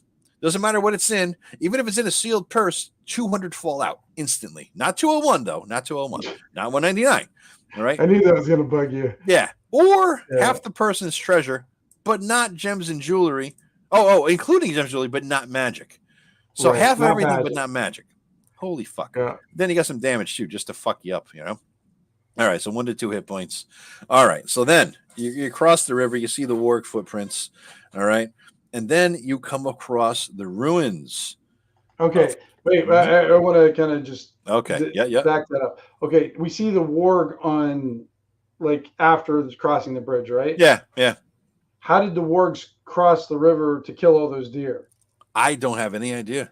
I have no idea. Next checks crossing the 3 bridges. They must have swam, is all I could think of, you know? Unless there's some, like, you know, unless they could jump over, you know, I don't know how long. If you go by their scale, it's, you know, a 10,000 foot river, something like that. Yeah, because I was trying to, because I think it was Flint brought in that was what do you call it? That it was a foreshadowing of the wargs, but the problem is the wargs are on the other side of the side. Yeah, they're on the other side of the river. So how are they getting at them? So they're just randomly could be wolves. So here we got the pullouts. Right. Remember the old pullouts in the middle of the adventure? Yeah, right? Yeah, I do. The Brigand camp, the quiet lake. You had a little layout there, the Wildwood Inn with the rats. But here's the ruins of Castle Carn. This is where we're at now, guys. Yeah. All right. So it's an old castle, old ruins. Not bad. I mean, this is like reclaimable. I liked it over. It's got Carn over the doorway. Yeah. Just in case you didn't know where you're at. Yep. I could just see a little mailbox, right? You know, just yep. I don't know. I just found that funny when I just see car. You know, God, but that was good. Car. But yeah, I like the the isometric look of this. I do like that. That is nice. Yeah. I'll give you that. That's the good thing about it. I did like that. Right. So take a look at it. It's irrelevant. It doesn't matter. All right. So there's a little scale. It has a scale, 10 foot. Yeah. So 10 foot. So it's not bad. It's not a bad map. It's the only good north down to the right and south up to the left. North, south. Yeah, that's kind of retarded too, isn't it? Why would you do that? Yeah, I don't know. Why would you do that? Because the map that you're looking at is like it doesn't matter. This. Right? So you just turn it around. Holy Christ. Holy shit. I didn't even notice that. Jesus Christ. Even more nonsense. All right. So here's the shit.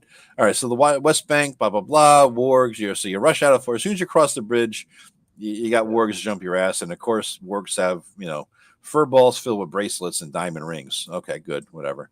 Okay. Yeah. I thought that was, so they ate them and then they spit them out. I mean, are they cats? Are they cats or are they wargs? I don't know. Fur balls. I mean, why isn't a warg fur ball there?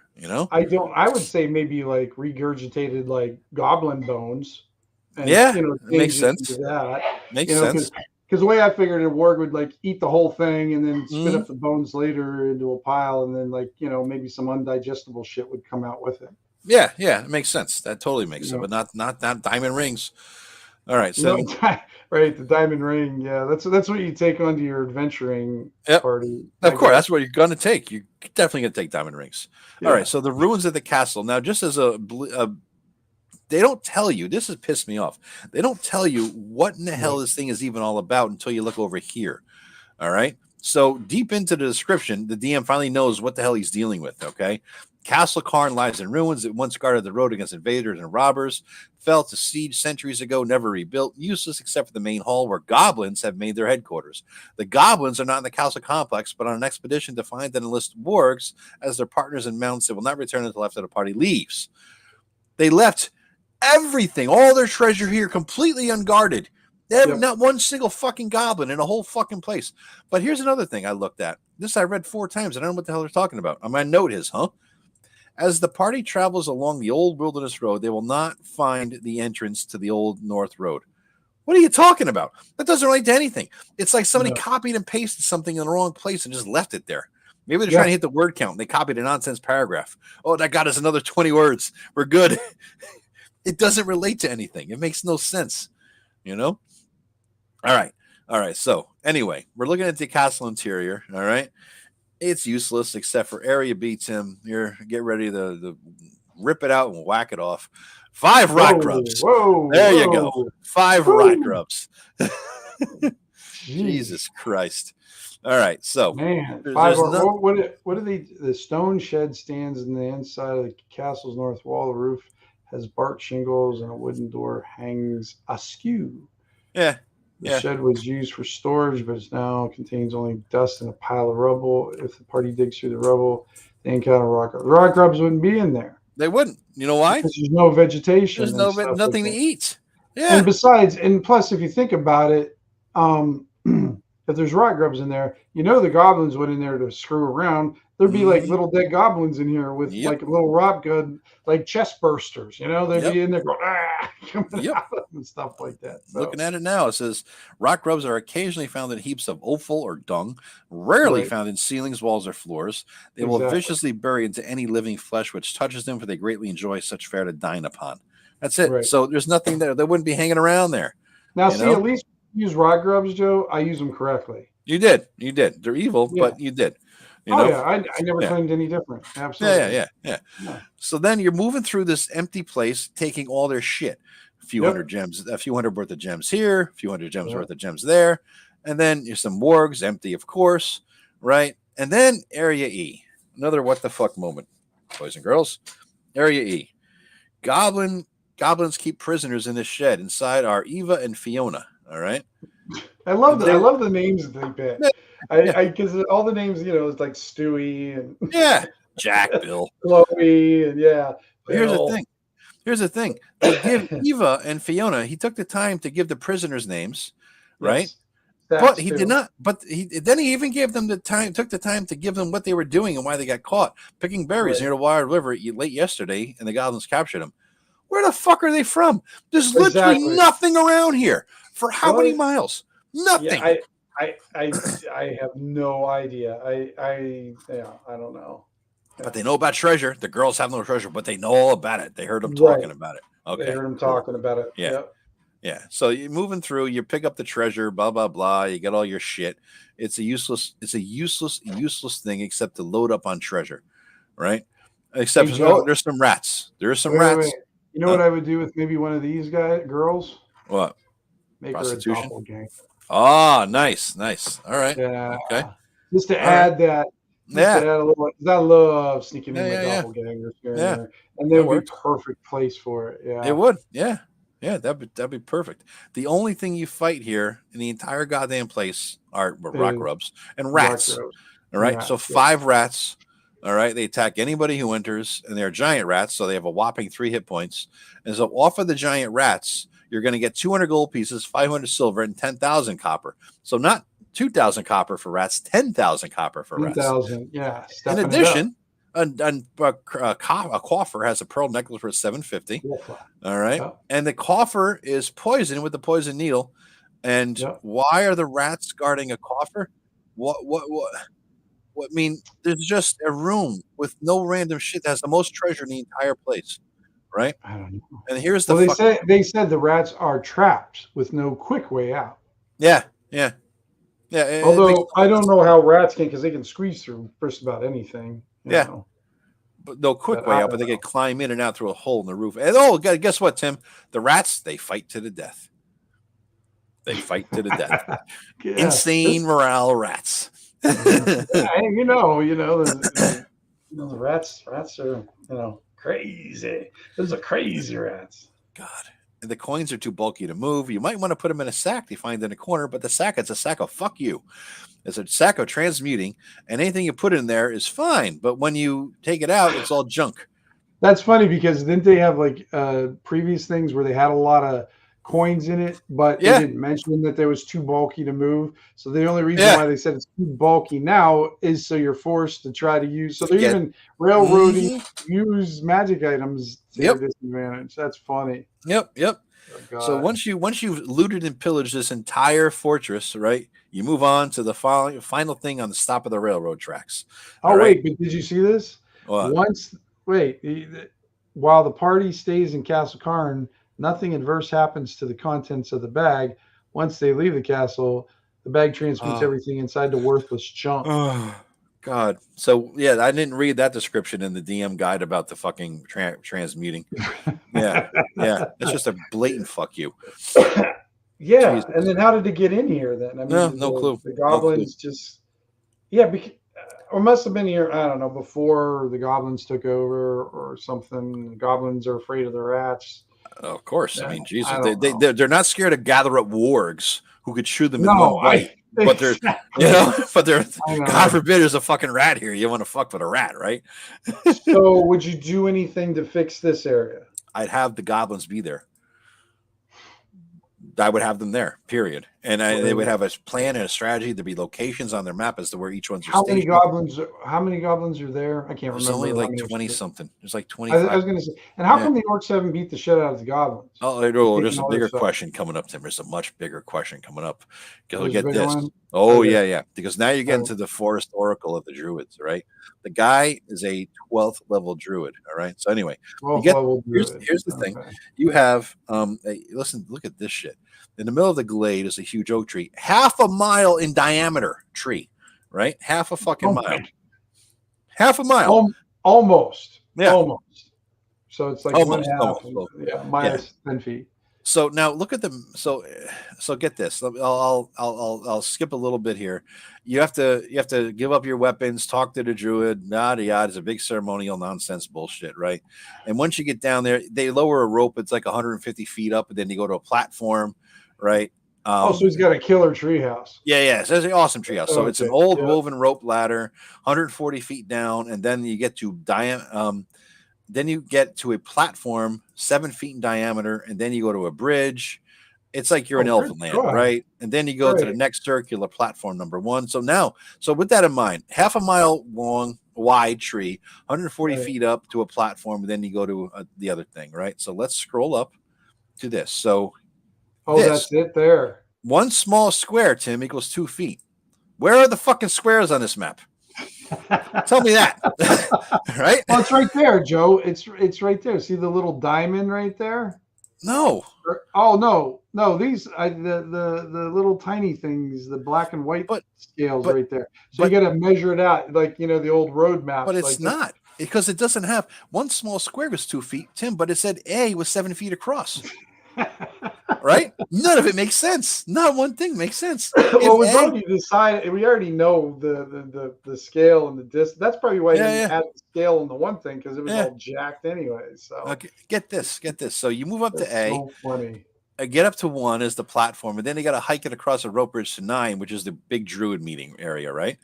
Now I'm thinking, oh, cool. What druids have? I get that this is it's a rope bridge to a platform, to a room, to a thing, right?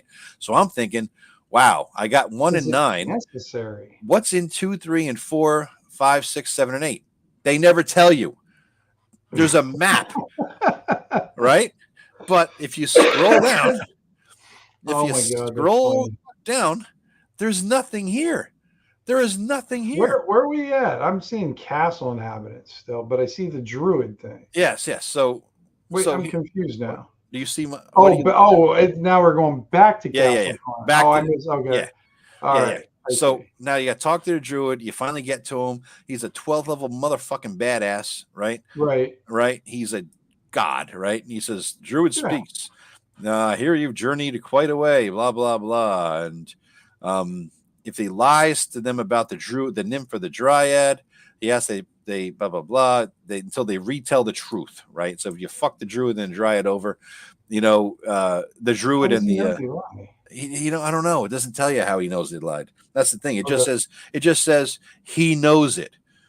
That's all it says. He knows it if you lied. And well, then he would know why he's there. How can Yeah. No more than I do. So here's the hook. You get to the druid like, the mission is finally complete. Give me the thing. Come back, cast your spell, right? And the druid says, that's cool and all. I'll give you this shit to help. Here's the potion and whatnot, but you gotta do me a favor, man. There's 20 nasty goblins in the castle yonder. Could you take them out for me? A 12th level druid can walk in there. Like 5th level. Yeah. Or something like that. Like the fighters or it's insane. Is that what they are? It's insane. So a 12th level druid, right? So let's see here. I'm gonna look up druids in the old the old PHB rather. 12th level druid can cast up to 7th level spells, right? That's the highest level spell the druid can cast. Yeah. So he can basically just anything. Yeah. All right. So let's just peruse druid spells of 6th, 7th level. Okay. You have anywhere beyond call lightning and just You got feeble mind. You got wall of thorns, weather summoning. You got conjure earth elemental. You think one earth elemental might be able to take them all out? Maybe. Firestorm, that might do the trick for 20 goblins. Just throwing it out there as an idea. Wall of fire, rock to mud, right, on everything. I mean, Jesus Christ, lightning storms. But he says, do me a favor. I'm scared of these 20 goblins. Kick their asses and come back and I'll give you the shit. So then you go back. Rob made an appearance. Uh-oh. He said, if you guys were truly brave, you would review Judge's Guild under the Storm Giants Castle. I have have that one, Rob. I never heard of it. Heard of it. That's one I don't think I do. I don't think I have that one. I don't remember it anyways. So back to Castle Karn. So now you got to go back. Here's the druid. He's a cool looking dude, right? So what does he do? Taunting you with the potion? It's like, you can have this, but kill 20 things that I can't kill because I can only cast 7 level spells. Maybe the druid's just a lazy fucker and he just doesn't want to get up out of his truth. He's like, I'm good, but there is a bullshit excuse. He is unaware that you found it. Blah blah blah. What do you mean he's unaware if you found it? He's aware of everything else. I know, but he tells you when you're lying for no reason. Right. If you say no, the High Druid asks that you prove you are from the Downs by undertaking this task. The Druid does not send along any help. There are not enough members of the Golden Guard to protect the sanctuary and the surrounding area. You don't need anything to protect this sanctuary or surrounding area. No. Now, Tim, here is the most stupid thing I've read in this entire section. All right. Oh, wow. He blesses the members of the party and their swords, page 43. Page 43 of what book? All right. I had to find it. I thought it was only a 32-page adventure. Oh, that's the problem. So that's the problem, right? So I had to find what page. I had to look in every book I had to find what page 43. So I looked in a player's handbook. Page 43 is the bless spell. So that makes sense. He blesses the members of the party and their swords on page 43. However, Tim, guess what? Druids can't cast bless. Only clerics can. 43 is under cleric. It's under cleric. Right? So he casts a spell that he can't cast to give you a blessing. Right? And so after you figured out where this spell that he can't even cast is, right? He gives it to you. All right, cool. All right. I mean, is it just you, or do you have a feeling that what's his name, Carl, didn't play a lot of D&D? I don't think he ever played. I think he knew how to edit text. Right. I think that's what it was. Yeah. And the damn thing of it is the other people who wrote in this end series were legit folks. I mean, they weren't no name people. Yeah. They were quality people. So I don't know. Yeah. I animate trees a find you find spell and call lightning. Yeah, 5K, K5K. Call lightning. But the thing is, you can only call once every X amount of rounds and blah blah blah. And One you know per that turn, but one per turn. And you know that the goblins have blood morale, so they would never run. They would wait yeah, until but the every thing single is, all one of you'd them have got to do toasted. is, I would think, if hit the side of the castle and have it just cave in on them. Yeah. It's easy. No. It's easy, Yeah, especially if cave you. in. Wait do you see the brilliant strategy of the castle, though, Tim? This is fantastic, right? For the goblins. Yeah. Now we're back. All right. So we got I a don't think I tiny little remember bit. this. Oh yeah. So it takes a half day to get back there. Okay. Now there's guards on the walls. They're all back, right? The goblin Right. and their leader. There's 20 goblins. So you couldn't find them before, but now they're all They're back. all So there. do you have to recross the rope bridge? No. Or is that on the You other just side? this No, is you're just still one on the thing other back. side. You're good. Okay. You're good. Half a mile, you're back there. Half a day, you're back there. 20 goblins. All right. Inside the walls, it tells you where they're at. The wargs are in there. Okay. There's six guards. So including the goblin leader and the 6 guards, are 21 goblins. The remaining 14 stay in the main hall. Now, in an attack, all guards respond on the first round. So there's 6. The goblin leader comes out in the 3rd. On the 5th round, 7 goblins come out. For the next 4 rounds, 1 goblin comes out. And on the 10th round, the last 3 come out. Right? And when the leader comes out, he yells something. And then the wargs come out. Right? From rounds 5 to 9, 1 warg comes each round. Right? And the wargs rarely attack a character that another warg attacks. Because, of course, wolves don't ever join to harass one thing and take it down. They don't do that at all, right? They don't pack attack at all. Yeah, exactly. But guess this: the wargs and the goblins fight until you're wiped out, or so again, more blood morale, right? Right. And then you cast a sleep spell and you fucking win the game. So that's it, right?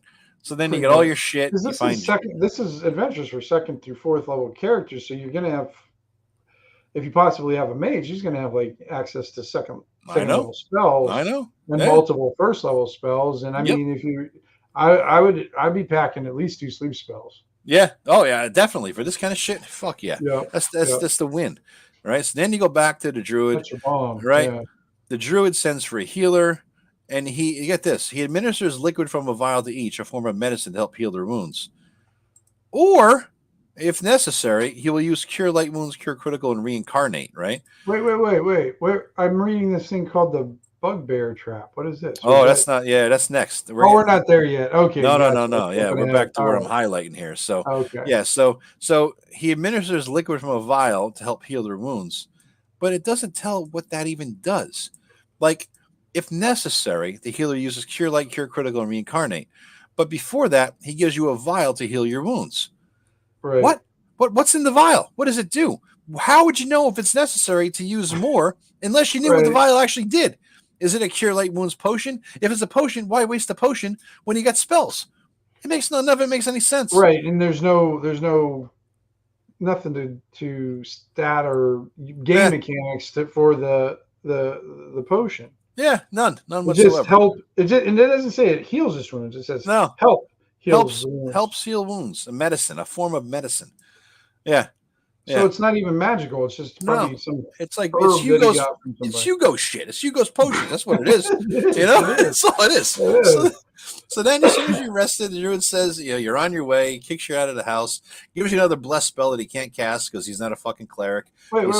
Then he says, if necessary, the healer will cure light wounds, cure critical wounds, and reincarnate. Yeah. And bring back. But he just gave you the thing that helps heal wounds. But that's the point. How do you know if necessary? How do you know if it's necessary if you don't know what the fucking medicine in a vial does? Right. Okay. Right? Makes no sense. Yeah. All right. So we're at that part. How would you fix the dealings with the druid then? He would just give him the shit. He wouldn't have you go back and kill the goblins because he wouldn't need to. He would just give you the thing you need. My big contestation of this is the druid is completely unnecessary. Yeah. It is moo. It's like a cow's opinion. It doesn't matter. Yeah. He just gives you the thing. You don't need a 12th level druid. No. In a low level adventure. I mean, and he doesn't serve any purpose except to delay you with something that didn't need delayed because you could have, like you said, had the goblins there in the first place and dealt with them there, and then the druid is just completely unnecessary. Correct. Does he serve any purpose? That I don't know. I don't know of any purpose that he serves. Me either. I honestly don't know either, dude. I don't know either. And here's the thing. Now it says here that the druid, if necessary, gives you the cure light, cure critical, and reincarnate to bring the party back to strength. Now, have you ever read the druid reincarnate spell? Yes. You might come back as a badger, a bear, you might come back a boar, as various an things. eagle, a fawn, a fox. That spell. Yeah, I love that spell. It's great. Yeah. It's so funny. Yeah. It's just ridiculous. So you come back as an owl. Thanks, buddy. On a 45 to 58, you might be a human, right? You're now an owl, a 5th level fighter owl. Yeah, it might be an elf, a dryad, a centaur, a boar, a badger. Yeah, I hope it's a honey badger at least, for fuck's sake. You know? Yeah. Jesus Christ. Honey badgers don't care.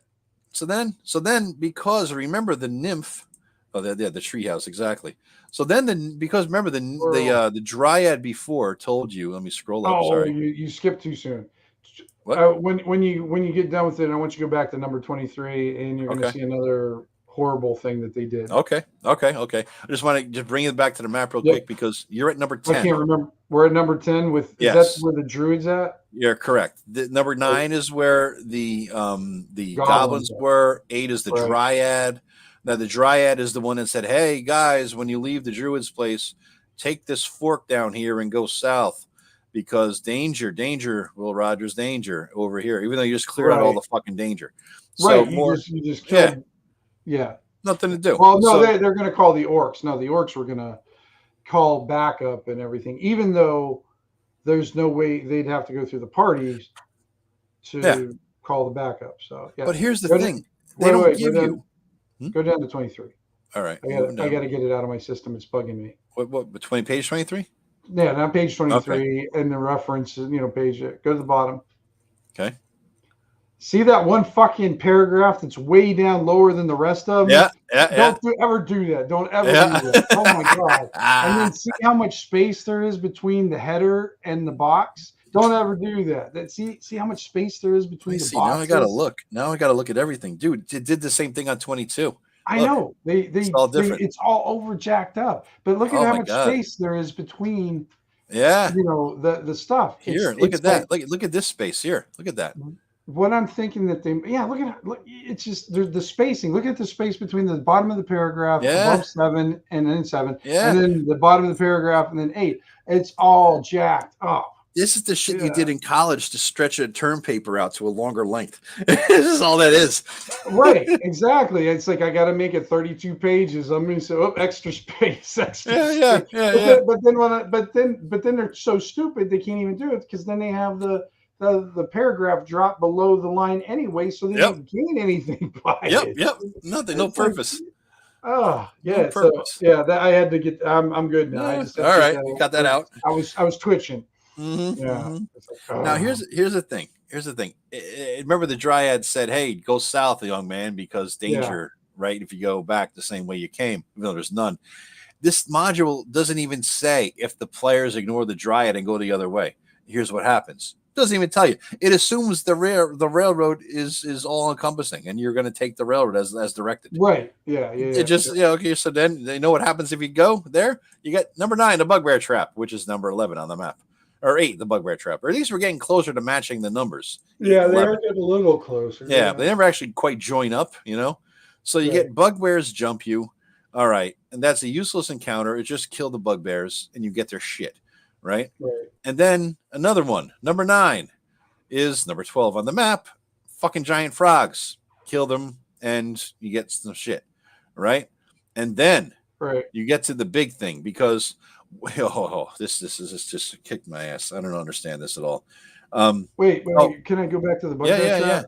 Because they mentioned a bugbear camp. Do they put a bugbear camp anywhere on there? Let me see. On the maps you're talking about? Yeah, because it says because it's saying there's other bugbears.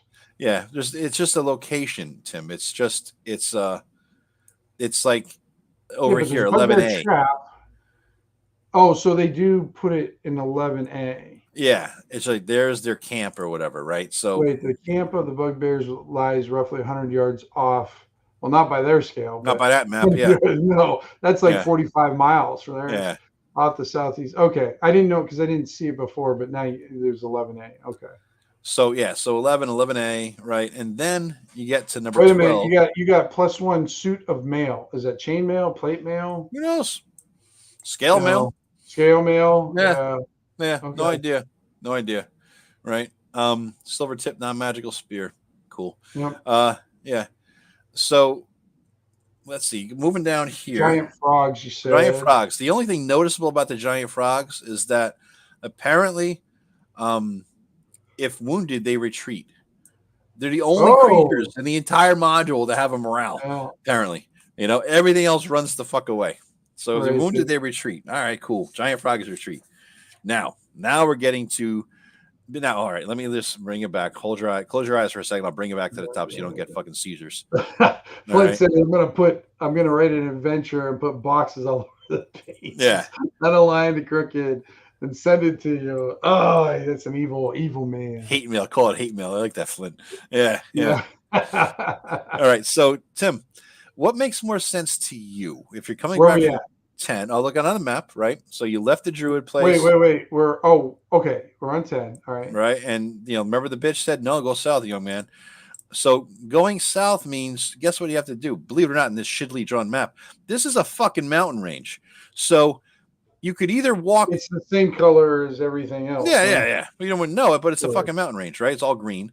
And so you could either go under a fully explored and fully looted and everything is dead in it tunnel system, or cross the fucking Pyrenees, right? So let's cross the Pyrenees, all right? So you're going under them. Let's go over them. Why? Because they were there, of course. Well, right? Okay. So the whole purpose of this was to find the potion. What do you call it? The potion. The thing to he gives you 4 quarts of potion or something. Each of you have a quart. Is that the potion that heals everything? It heals. Yeah, you give it to the mage back in town, and he. I thought the gypsies had it. No. The gypsies are the ones that curse the lands. You got to find the druid. I thought the gypsies are the ones who did it. Oh, okay. Gypsies are coming. Don't worry. Gypsies are coming soon. All right. So now you cross the mountains, and guess what happens in the mountains? Fucking Yeti, of course. Right? Yeah, I was going to say, you got a good piece of art. There's the bumble. Yeah, you might as well use it. I imagine that this piece of art is what caused them to have this entire section C. So we're in section C. We're starting at number 1 again, and number 1 is now 13 on the map. 13. Now what we were catching up on, now we're all lost again. We're all completely lost, right? All right. So Yeti attacks, all right? So here, or just skip down because 10 o'clock almost. All right, so the Yeti attacks, right? The Yeti will here's the thing that stood out. Okay, he's shadowing us. He attacks you and then he grabs somebody, right? Okay. He will do no more damage to his victim until he reaches his cave. Why not? Why not kill him? Why not snap his neck along the way so he can't escape? No, don't care. Okay. The victim will have a chance to escape on the way to the Yeti's cave if he rolls a dex check. Another dex check. No dex check, right? Not a strength dex. No, just it's dex. You have the slippery. Okay. If the victim does not make a successful dexterity check, the Yeti throws him to the ground inside his cave and waits on a ledge before the door. He attacks the first pursuer to approach, fighting to the death. So the Yeti leads you back to his lair, right? Well, in that case, I could see you fighting to the death because it's his home. His lair. You're going to defend it. Yep. Okay. He has a lot of shit in his lair too. Got some daggers. You got potion of healing. Now get this. Get this. But only 15 copper pieces. Of course. Because you got like 98,000 from the fucking 5 rats before. Right. You don't need them anymore. They've had the market on coppers all across the lands here, right? So then you got. Then look at this. So if one of your party members was taken by the Yeti and the rest of you guys says, let's fuck it. That's only Bill. I don't give a shit about Bill. Should the party decide not to pursue the Yeti, the victim, whoever the Yeti picked up, right? The victim must make a save versus death or die horribly. All right. A successful save indicates that he managed to escape, and in 2 hours he's back with the party. What? What? So the Yeti didn't go after him. He didn't kill him. He took a nap. Yeah. Well, what is contained in this? Okay, and he's got a wand of frost, which you wouldn't need in the. No, that's the worst weapon to bring in a thing. But 2 daggers +1 potion of healing. Wand of frost discarded in the corner. Nonsense. And then one final fuck you as you're leaving is the peritons. There's I don't know, like griffins with deer heads or some shit, right? No, they're part deer, the deer heads, and then they're part bird or something like that. Yeah. They're evil too. They're like chaotic fucking, evil. Yeah, chaotic. And they have a decent intelligence too. They're like average intelligence, right? They're one of those monsters I always liked, but I never used. Me either. I had to look it up and see what the hell it was, and then I remembered, right? So get this, their intelligence is average, so that's really good. You'd think they'd be smart, but no. Each creature chooses a single victim and attacks them. The peritons, who fight to the death, will not all attack. Well, not all. A lot, doesn't he? Yeah. Wow. Like fights to the death. They will not all attack a single party member. So if you didn't get it up here, it says it again. Will not all attack a single party member. If the party member dies, the periton tears his heart out and flies away with it. Once 3 peritons have been killed, the remaining one breaks off combat and flies away, making enraged sounds as it goes. So I thought they fought to the death. I thought so too. Don't understand. Yeah. Who knows? Whatevs. All right. So, and again, with the deer fucking antlers, this guy, he must have been like right? More deer shit. Had some trauma from deer. Yeah. I don't understand. He got ass raped by a deer when he was a kid or something on a hunting trip with his father. I don't know. There's some kind of deliverance thing happened to this guy, this author is all I could possibly figure. Right. All right. So then you think you're done. All right. You're on the other side. You're out of the mountains. The fucking deer, didn't kill you, hopefully. And then you see Ronaldo. All right. Ronaldo shows up. Ronaldo's a gypsy. All right. Oh, we can't say that anymore, but he's a gypsy. Well, they can't, and he's in gaily colored clothing too. Yeah. Gaily. Yeah. So he's a gypsy. I didn't know that's how you spelled gaily. Where is it? How you spell it? How do you spell it? Gaily? Gaily, G-A-I. Yeah. Oh, all right. I would have thought the G-A-Y, but yeah. All right. So here's the thing. He really leans into the stereotype. Oh God, yeah. He is like fucking whole box text of high, right? And so he's a third. Get this. This is where it starts. This is my final rant I'm leading up to here. Okay. Ronaldo's the 3rd level fighter. Okay, and while you're there, all right, he wants you to go meet his boss lady, right? The gypsy woman who cursed all the lands around, right? So he wants you to meet her, and so while you're there, he's likable, blah blah blah, and he basically. 6 other guys come out, right? 6 other guys come out to talk to you, and they're all 3rd level guys. They're all 3rd level guys, right? Okay. And so here it says so. Although these men are the same, they do not directly threaten the party with their weapons. They have their same stats as Ronaldo. So now we have seven 3rd level fighters. Keep track, boys and girls. Somebody write it down. 7 3rd level fighters are here. Okay. Okay. And now he wants you to talk to him. If you say no, all right, you're trapped in a net, and you get brought to her. Another railroad. You're just fucked. All right. So you basically get like Gilligan Island net. Yes. Yes. The men with Ronaldo are here as protection and to ensure the party visits Madame. So it gets the whole party. That's it. Above the party, in a well hidden in the foliage, is a large net, which will drop if the party tries to resist. The party will then be taken. No dex check, nothing. No dex check on this one. You don't get dex check. No, you're just fucked. You're in the net, right? Yeah. So that's it. You're hooked in the net, right? And then they let you keep your weapons, which means you could have cut yourself out of the net, but whatever. Right. Okay. So now you're in the camp. All is good. The food that you could eat, drink, be merry. So they let you out of the net then? They let you out of the net. They bring it to the camp, and you meet the madam, right? The madam. What if you just go away after you're in the camp and just walk out? What if you just killed 7 guys? Well, you got 7 3rd level guys, yeah. Right. Keep that in mind. That's a very important point. All right. Okay. Now, Riva herself is a 4th level magic user.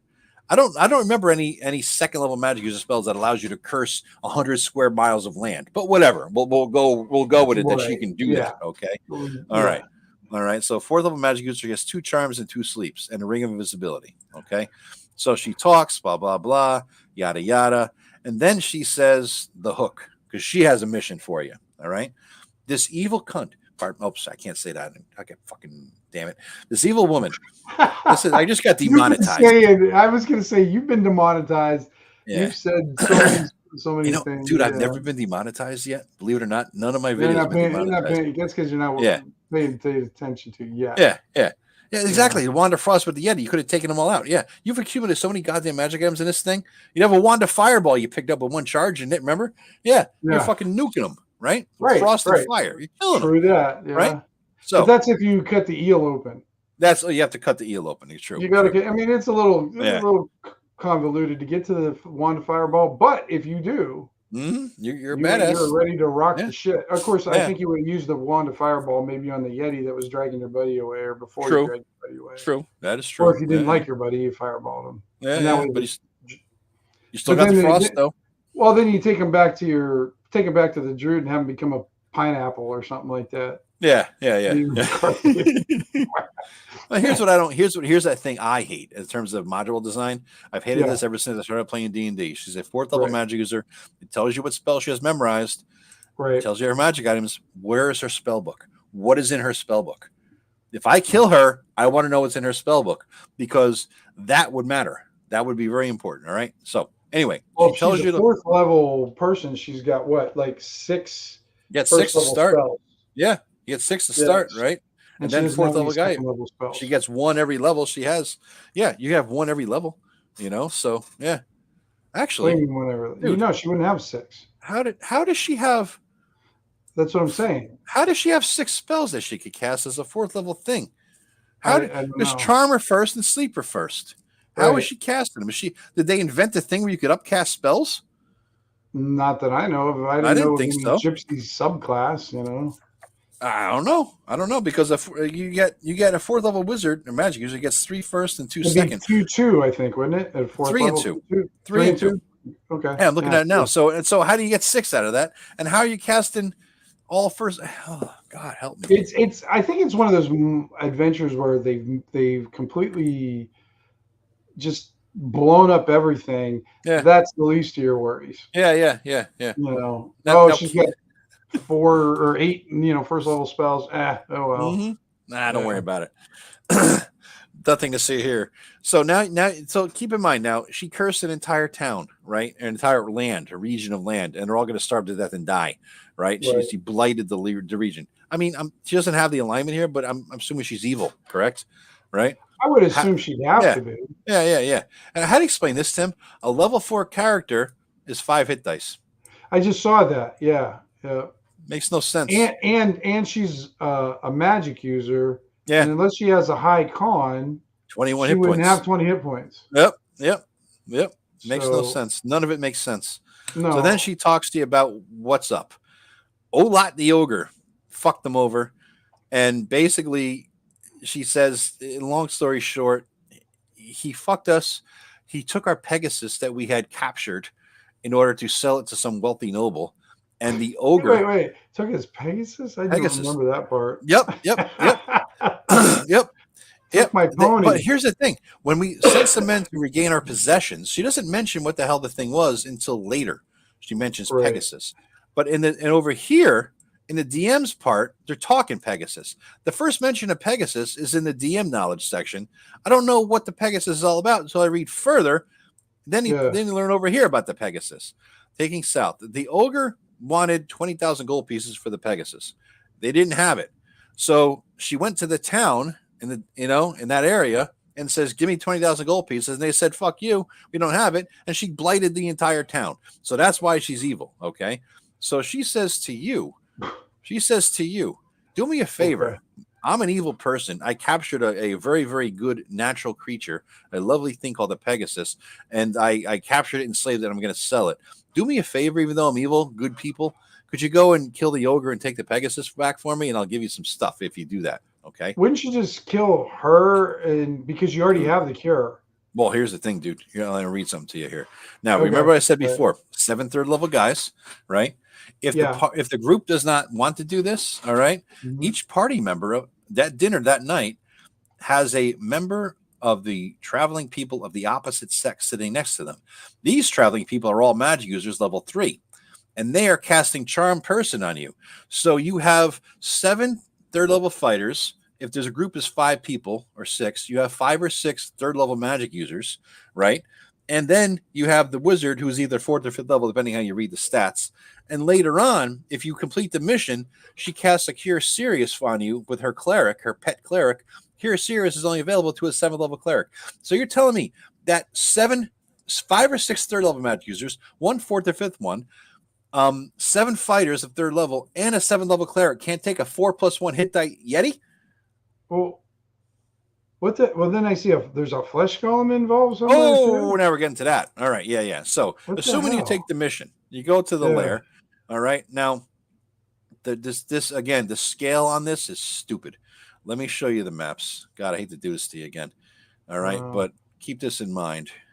So this is the lair. All right, Olot's lair. Okay. The flesh golem here. All right. One first square of all, equals 5 feet. No, it don't, because none of this matches. No, it don't. None. Of course it doesn't. None of it matches the entire time. Yeah. None. It's like they say, go 30 feet here and 20 feet there, and none of it matches, right? So there's traps. So there's a flesh golem here. The flesh golem's unique ability is that he only attacks you if you're a gypsy. How he knows you're a gypsy, I don't know. Can't gypsies just change their clothing and look like not a gypsy, not so gaily dressed? Don't know. Don't understand it. But you can walk right by him as long as you're not a gypsy. It's a carryover from when the mage owned the land and had the thing under here once, right? So then, keep in mind, I'm going to show you this map here. These X's, X marks the spot of traps. X1, 2, and then 3. Because, of course, you're going to trap the corners of a room. You're not going to trap the middle where people walk. You're going to trap all the corners of the room for number 3, right? And then number 4 is right in the middle of the path. All right, that in mind, let me scroll down. All right. Whoa. Going back. All right. So now Olok's lair. Okay. Which traps are which? Huh? So yeah, that's the problem too, right? So you have to go in order. All right. So the first one is the golem. He just ignores you. Thank God, because he would wipe the whole party. Well, that's what I was thinking. Maybe that's why the gypsies don't go after him. But it says that the flesh golems only attack gypsies. That's not an ability. That's not an ability they have. I know, but apparently in this one it is. So maybe that's what gives the convoluted reasoning that the gypsies need help. But yeah, it justifies it some stupid ass way. We put a dragon there that only attacks it's the first. It's rare to find any rationale that makes sense in this adventure. Anyway, no, so it's a rationale, but it makes no sense, right? Right, exactly. So then it's a rational irrationality. So now keep in mind, this ogre had to carry a Pegasus into this place, walks right on through past the golem because whatever, but then the ogre has to encounter the gas trap. Okay, all right. The trap is activated by pressure. The pressure plate is a 10 by 20 area.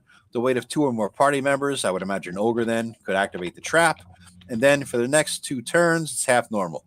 To avoid save versus poison. Now, assuming that it's a gas trap, it's a 1-shot, right? So the ogre must have tricked it to know it's even there, right, at some point. So it wouldn't be there in existence anymore. He's not resetting a gas trap with poison, all right? So that trap wouldn't be there unless he knew in advance it was there, in which case he had to jump over it, a 10-foot trap with a Pegasus in his arms. All right. Number 2, the pitfall trap, all right? The pitfall trap, same problem, all right? The ogre would have to know it's there because the trap does not reclose.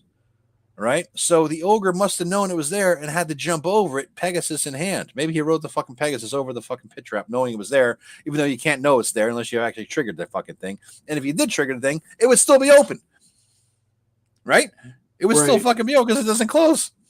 Lastly, you got a water trap. These are the things in the 4 corners of the room. Oh, here we got a full retard here. So each trap is blah, blah, blah. Go down the middle, you don't hit it. If you do, make a dex make another dex check, or you fall into a pit 20 feet deep and filled with water. The edges of it are slick, so you have to be pulled out. Okay, now here's a fuck you to armor. This is the final fuck you in the game to make it harder to fight the ogre. All right, they may be pulled out if they have removed their heavy armor plate. It takes 1 round to sever the leather thongs which bind the plate armor to the wearer.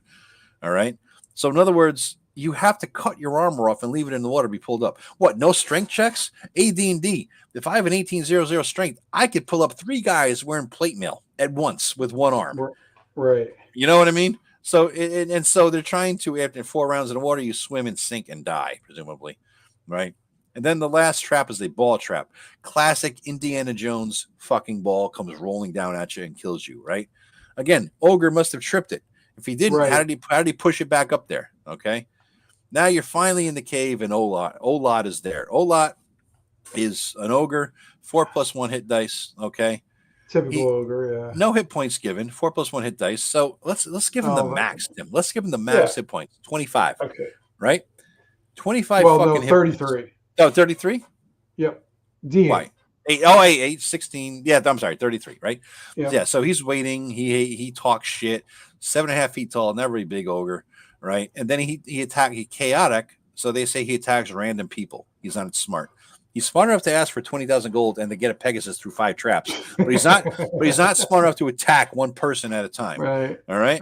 He talks all kinds of shit. When you kill him, you get Silverwing the Pegasus. Right. He holds it captive. Get this: the Pegasus acts friendly to the party, but the Pegasus has been broken by gypsy riders and is saddle trained only if a gypsy saddle or bridle of the traveling peoples put on him. He can be led outside. Once outside, does not attempt to escape. This beautiful, intelligent, highly intelligent, chaotic good creature has been broken. That means he was tortured. You can break a horse with 3 intelligence. To break an intelligent being like that, you have to torture the living fuck out of it. More proof these gypsies are evil. Right. If the blighting land wasn't more proof enough. And so you're going to deliver a fairy creature, a chaotic good, beautiful, loving, intelligent, smart creature into slavery after he's already been mind brainwashed and broken, okay, to evil people. Okay, cool, fine. If you want to do that, that goes against everything you've said you were a good person in this group for why you on the mission, right? So, right. So then you get to his larder. All right. The larder is blocked by a big ass boulder. All right.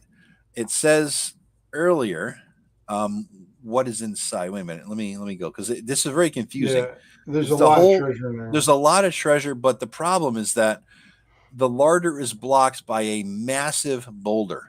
All right. Now, everybody knows that an ogre has 1800 strength. That's ogre strength, right? Gauntlets of ogre power, blah. It's good, right? So the larder is blocked by a boulder. Now, get this. If you look up above under Olot, all right, he loves human flesh, the larder, blah, blah, blah. The rock blocking the larder takes a strength of 30 to move. How the hell does the ogre get in there with 1800 strength if it takes 30 to move the rock? Tell me that one. Riddle me this, right? And so it even goes into the thing over here. If the combined strength of the party is insufficient to roll away the rock, Silverwing may be employed to help the fucking thing, right? Yeah. Dumb. All right. So then you're assuming you kill the thing, got the shit, go back to the gypsy camp. All right. Everything is there. Here's where the cleric casts serious wounds. And then you go back to the downs and you win. That's it. End of story. All right. So you just finished the thing by helping the evil bitch who cast the badness on the land in the first place that you were trying to stop. You helped her by enslaving a beautiful Pegasus and helped them complete their evil actions. Perfect. So Clint's saying, I got to take a leak. I'll be right back after all that. It's been 2 hours. Yeah, I bet. Yeah, you've been going at it. To undo the railroadiness of this adventure, would this adventure make more sense just to have a list of rumors and let the player characters go? Yeah, I mean, I don't know how you could really screw it up more. I mean, the first thing you'd have to do is like salvage the maps, get the scales right, draw some decent locales, and make them make sense and not have like the railroad stuff. And then would see the DM and stitch the story together as they go. Yeah, I think the nice thing about, I mean, the one thing that's interesting about it is you got like, I guess what it would be like 5 different factions in this thing. You've got the village that wants to help. You got the goblins. You've got the orcs. You've got the druid, and you've got the gypsies. I don't know if I'm forgetting. So you got those 5 there. So you have those 5 factions, so you could probably work it out in a way that it would make sense, so they'd have this weird interaction with one another. and then I guess you could even call Olot his own little faction because he seems to be a big part of it. So they're over in the comments, Joe. I'm just kind of talking about that, and I'm just talking about like how they're Tim. I think it is telling that I was never able to salvage the module for my Wilder. I tried twice and it wasn't worth it. Oh, that must be the other one. And adding, definitely got to fix the freaking maps. Yeah, the maps suck. And you have to know the rules of the game that you're going to write an adventure about, because it's obvious that Carl did not know ever play D&D. I mean, yeah, or he played just enough to be dangerous, but he didn't check the rule book. And I don't think he ever. The weird thing is you think if he was editing adventure modules, he would know how to do the basic structure of even just I have to put the stat blocks, I have to do this, I have to, venture, make it make sense. I don't know how you edit. I mean, I don't know how much he edited for him, but I thought that was part of what he did from what I read. But he must have just like wrote it, had somebody fill in bullshit. And I'm sure he didn't do the layout, right? Somebody else did layout, right? So he probably just wrote the text on a fucking typewriter, 1984, handed it in. Somebody filled in stat blocks because he didn't play D&D. If he did, he would understand that you can't do some of this shit, right? So he had somebody else put in stat blocks. Maybe he had an enemy there who wanted to make him look bad. You know what I'm saying? That's the only thing I can think of. Somebody sabotaged this shit intentionally. But here's okay. You didn't finish the final fuck you. Oh, what's that? Downs. Delon the Mage is very happy. He says, "We can't thank you enough for what you have done. The landing may once again thrive." Here's 100 gold pieces. Yeah. The end. yeah. Like, I don't know. I was like, oh man, assholes, just keep the freaking money. I made bank by, stealing goblin shit when they weren't even there. I got more copper pieces, worth that stuff. Yeah. Although they might have all been transmuted, and you could, so it's all bad now or something. Here's what I would do if I had to start over. Like now that we have all the details of this thing, right? Right. Let's start the overall. What is the story going on here? An evil witch, gypsy, hag, something cursed the land, right? I wouldn't be a witch; it'd be a hag, I think, something like that, right? And a hag would have killed the druid wherever the druid was, and so you're going to go out and try because they hate druids. The hags are a blight on the land, and so druids have to go fight them. So maybe the hag hunted down the druid, right? And so you fight your way. Assuming I'm not talking big picture, the hag cursed the lands in order to get blackmail or whatever, right? Give me money, or else I'll curse you. They curse us, so we don't have the money. She cursed us. Now we're all going to die of starvation. Please go kill the hag and uncurse the land. So we got to wait to uncurse it. The hag killed the druid. All right, because they're enemies. And the hag found some kind of a magic that the druid had, which could blight land, right? Something, or unblight. It was like a reversible thing, right? Blight, unblight, right? Hag used that druid magic to blight the land. So the final boss fight is not a 4+1 hit die ogre to save a Pegasus. The final boss fight is the enemy, the witch, the hag, the gypsy, whatever it is. Yeah, but remember, it's a 2nd to 4th level adventure. So a hag is like, that's Hagette, lesser hag, make up something. You know what I mean? Something like that. The gypsy, it could even be a wizard. It could be a wizard gypsy, but a proper level who killed the 4th level, not 12th level druid, right? And so the hag has set up operations on the other side of the mountains. So you have to go to the other side of the mountains to kill the hag. The hag has, enforcers. The hag has allies. Some are orcs, some are goblins with wargs, right? And so, and the hag is trying to kill anything good, like dryads, nymphs, pixies, all that kind of shit, right? They're trying to kill all the stuff that the druid's friends, right? And so, while you're trying to get through to the hag, let's say hag, gypsy, witch, whatever it is, you're trying to get through there. You come across her minions, right? Depending on which route you took, if you went under the tunnel, you're going to get the orcs. If you went over the mountain, you're going to get the goblins. If you have to have 3 different approaches, right? And if you went some other way, you would have something else, right? So you have to have 3 routes. Give them options. And so would you like, because the way this one's built up, it's kind of it's built a bit like a hex crawl, railroady hex crawl. Oh yeah. But would you do it like a hex crawl then, Joe? Like the base of it, the foundation of it Yeah, would be a hex crawl? yeah, because you wouldn't know where the hag is. She's not going to advertise, "Here I am," right? Right. She's not going to set up a Right. shop somewhere, you know. And so you would have different places along the way that you'd have to figure out where is the person that blighted the land. All that you have is a brief description. An old crone in a hood, in a black robes or something. She blighted the land because she felt insulted by somebody, whatever it is. So you got to go take her out, unblight the land. Meantime, you find out that she killed the druid, got the thing from him to unblight the land, and she cursed the place, right? You need to find out a way to get whatever she did undone and find her to make it happen. So she could have orcs, she could have goblins, she could have any wide assortment of things. Throw in some hobgoblins or throw in some whatever the hell you want, and so you could use these pieces.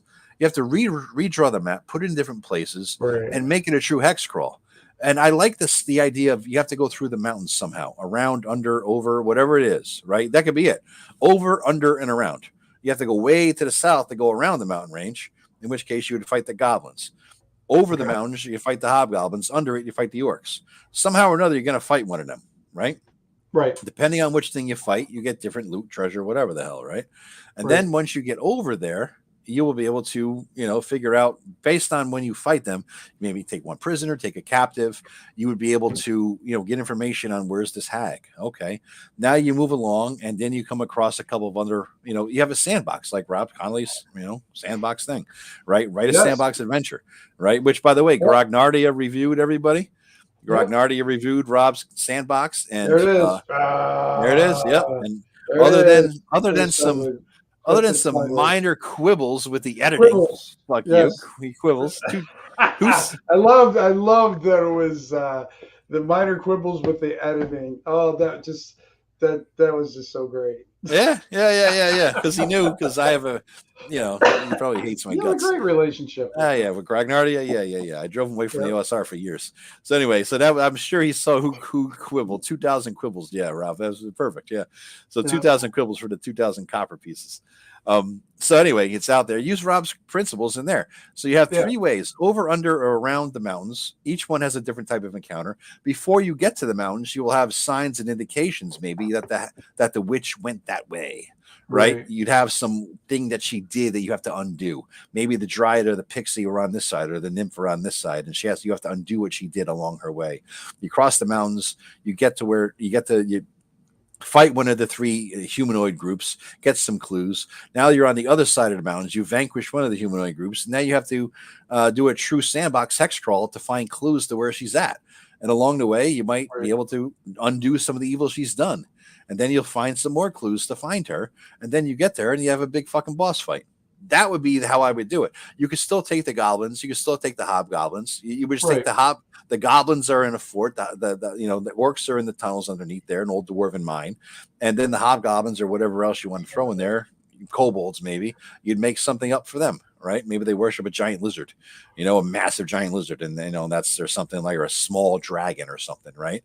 And so you got a small dragon thing you got to kill. Oh, you killed your first dragon at 2nd level. Yeah, but he's a baby. Who cares? You killed a fucking dragon, right? And then you'd have to talk afterwards. Which route did you go? Did you do the orcs? No, I did the kobolds. You know what I mean? Something like that. So depending on who played it, you got different ways to cross, right? And then you get out there, you had your big boss fights with that bitch, though. Whoever did the cursing. Whatever she is, whatever it is, that's how I would do it. And you can use pretty much all these elements. As somebody said, the ogre is a hero. He could be he rescued the Pegasus, right? That could be it too. There you go. Yeah. There's a lot of pieces in here, but what's missing mostly, other than knowing how the D&D works, other than that, right? What's missing mostly is an overall story of the camp of the adventure.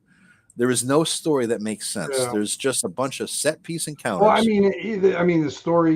the story's vacant, but even each encounter has vacant of any logic, reason, and then a lot of the encounters are meaningless or just it's a fantasy game, but it's like you still got to have some hints to it,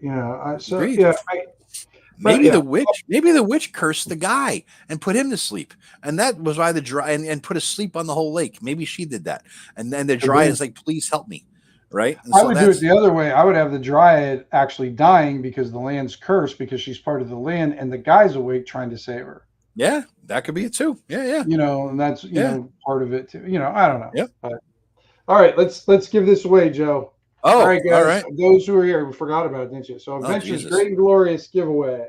Oh boy! Now I gotta write down names of who the hell's here.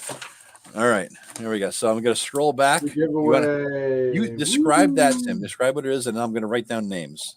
All right, let me read you this. So this is from Joseph Block of his Adventures. What was it? Dark and Deep. Is that what that one is? Yes. Which I just backed his Kickstarter. Oh, that's right. He's doing a second edition of it, isn't he? Okay. Yep. Well, this will give you a sample. So, the continuation of possibilities set forth in Adventures Dark and Deep and other fantasy role-playing games. Adventures Great and Glorious lets you take your game to the next level, letting your players become lords of their own territories, courtiers at the royal courts, scions of their own families, and even creators of their own demo planes of existence. So you can get some wicked ass shit here. Yeah. Fully compatible with old school things. So this is the bullet points: clearing territory and attracting followers and settlers into the wilderness, becoming functionaries and courtiers. I think that's how you said. I can't. And sharing in the intrigues of the royal court, governing territories, collecting taxes, creating mines, and dealing with unexpected events of rulership, and lots of paperwork. The long game, when a campaign turns events and growing families, mass combat, and new secondary skills, treasure, magic items, and spells, which he does have a few in here. And there's a lot of different spells because he has different classes like the Mont Blanc, Mystic, and the new Druid and Cleric, Jester, Bard spells. So, yeah, quite a few of each. All right. Did you have them down? I have them down. I have 9 names who've commented. Hey, guys, last chance, comment. That's how you get into the raffle. Say something. Yeah. Say something if you're watching. There's 9 of you left. Yep, there's 9 of you here. 9 of you here. I don't know. Say a word. All right, so we have 9 names. Number 1, Mark Genre Mixer. Number 2, Mike Halloran. Number 3, Flint. Number 4 is K5K. Number 5 is Terry R. Number 6 is Sam Cuthbert. Number 7 is my brother. Number 8 is Thaitis. Oh, I didn't even see Mike in there. He made a quick comment. He says that I DM'd that thing for him and it made no fucking sense, basically. Oh, well. Yep. Number 8 is Thaitis and number 9 is Rob. So, Tim, you got a big old D10 you could roll there on camera and see who gets what? Or D20, whatever you want to roll. Yeah, I got my big ass D20 here, so I'll roll it on the book. All right. Here we go. Let's see. So number 8. 8 is Thaitis. All right. Thaitis, you won. All right, now how are you going to get it? I don't know. I'll just have to email him. Yeah, if I have his email. I don't know if I have his email or not. If it's on there. Well, we have him in Facebook. We've been texting to Facebook about that monster. Oh, that's right. He's the one who did the monster stuff. He is. Yeah. Good job, Thaddeus. All right, cool, man. Yeah. Cool. Yeah, so like and subscribe, everybody. Yeah, like and subscribe for the 6 people that are left. Oh, yes. I guess 9. Yeah. 9 people left. Yeah, make sure you give Joe a thumbs up and Wait, I lost a subscriber during the course of this broadcast. Look at that. Excellent. Then we're doing something right. Oh, God. They're doing something right then. That's funny, man. It's fucking good. Yeah. All right. God, that was a long one. 2.5 hours, mostly me ranting. You talked a lot. Yeah, Christ. So did I, though. We did. We did a good job. Well, because there's a lot of fixing in that, that adventure module. As you go, It's unfortunate that TSR just didn't do their due diligence and kind of caught it before it got released, because I don't know how anybody would look at that and say to the publisher, go to print. You know what I think happened? I mean, they're just thinking about stupid corporate culture, especially in Midwest America, in the middle of nowhere, the new corporation that had no real corporate culture. You hire some people. Now, he was part of 200 people that got laid off, right? So they were bloated. They had total bloat. Now, it looks like this guy didn't know D&D at all. He was an editor. He might have played a few games as just to understand it, but he was just hired as an editor, right? And he probably, as most editors want, they're jealous and they want to be creatives, right? Instead of an editor. Right, it's like the old joke about lawyers. Behind every lawyer is a real failed writer, novelist. If you did their job, you wouldn't have a video topic. That's true. That's true. Not today. No. Joe and I had just been sitting here making fun of Rob and for Matt. Well, Matt's always there. Oh yeah, we haven't taken a shot at Matt. You didn't get one shot at Matt today. Yeah. Well, I mean, you know what? We'll know if you watched it because it'll be the last thing we do. Yeah, that's true. You know, if you think about it, though, those maps were better than Matt's. If you think about it, you know. So there's one thing. But what I think really happened here is that this guy who's an editor wanted his name on a fucking publication, and he's like, "Please just let me put something out." And they said, "All right, motherfucker, just here. It's do the end series as a novice thing. You've done enough editing for us. Put your name on this." Oh my god. Yeah. But anyway. Thanks everybody for joining in. Hey, we got 2 new people. Yeah, we got Mark. Great. And so we're going to start doing it. We're getting a surge again. Yeah, of course. What we're going to do, though, guys, is we're going to go. we leave on a high note. Now we can go. What we're going to do, though, guys, we're going to start like a periodic series about modules and how to write them, adventures and things like that. Yeah, various aspects. One of our staple things. Yeah, like layout, design. Verisimilitude. We'll pick a topic du jour and we'll just dive into it. And we use modules as examples, good and bad. Yeah, definitely good and bad, controversial ones. Yeah. Debates on why they're good. Because I mean, there's good things and bad things, of course, about each one. But I even from the Forest Oracle, I mean, sometimes you learn more from the bad modules than you do the good ones. Oh yeah, learn from mistakes basically, and not yours. Yeah, the K5K, that's what I want too. I for the first time in my life, after 40 years of playing D&D, I never really thought about putting anything out there, except now that we're doing this with Tim, with the thing we all designed here live with you guys. I'm like, wow, this is going to go out, and I've actually, for the first time in my life, given thought to what makes a good adventure. Is it layout, the content, the structure, all this kind of stuff, editing Tim's stuff, editing Rob's stuff. It starts the wheels turning in my head that, I might want to do something like this someday. And I'm writing and this and that. And I want to learn how to do it. I want to do it right. I want to glean knowledge and wisdom from people who've done it before, good and bad, and figure out how to do it. So you're learning it as I'm learning it, Oh, what did Mark say? You guys better look out. Matt is coming back. Matt Jackson? He put out a video? Wait, Matt has a YouTube channel? Yeah, I didn't even know he had a YouTube channel. Damn. I don't know. But the thing is, I don't think there's anybody in there with him. I think he's just by himself. Yeah, it's masturbatory D&D. That's all it is.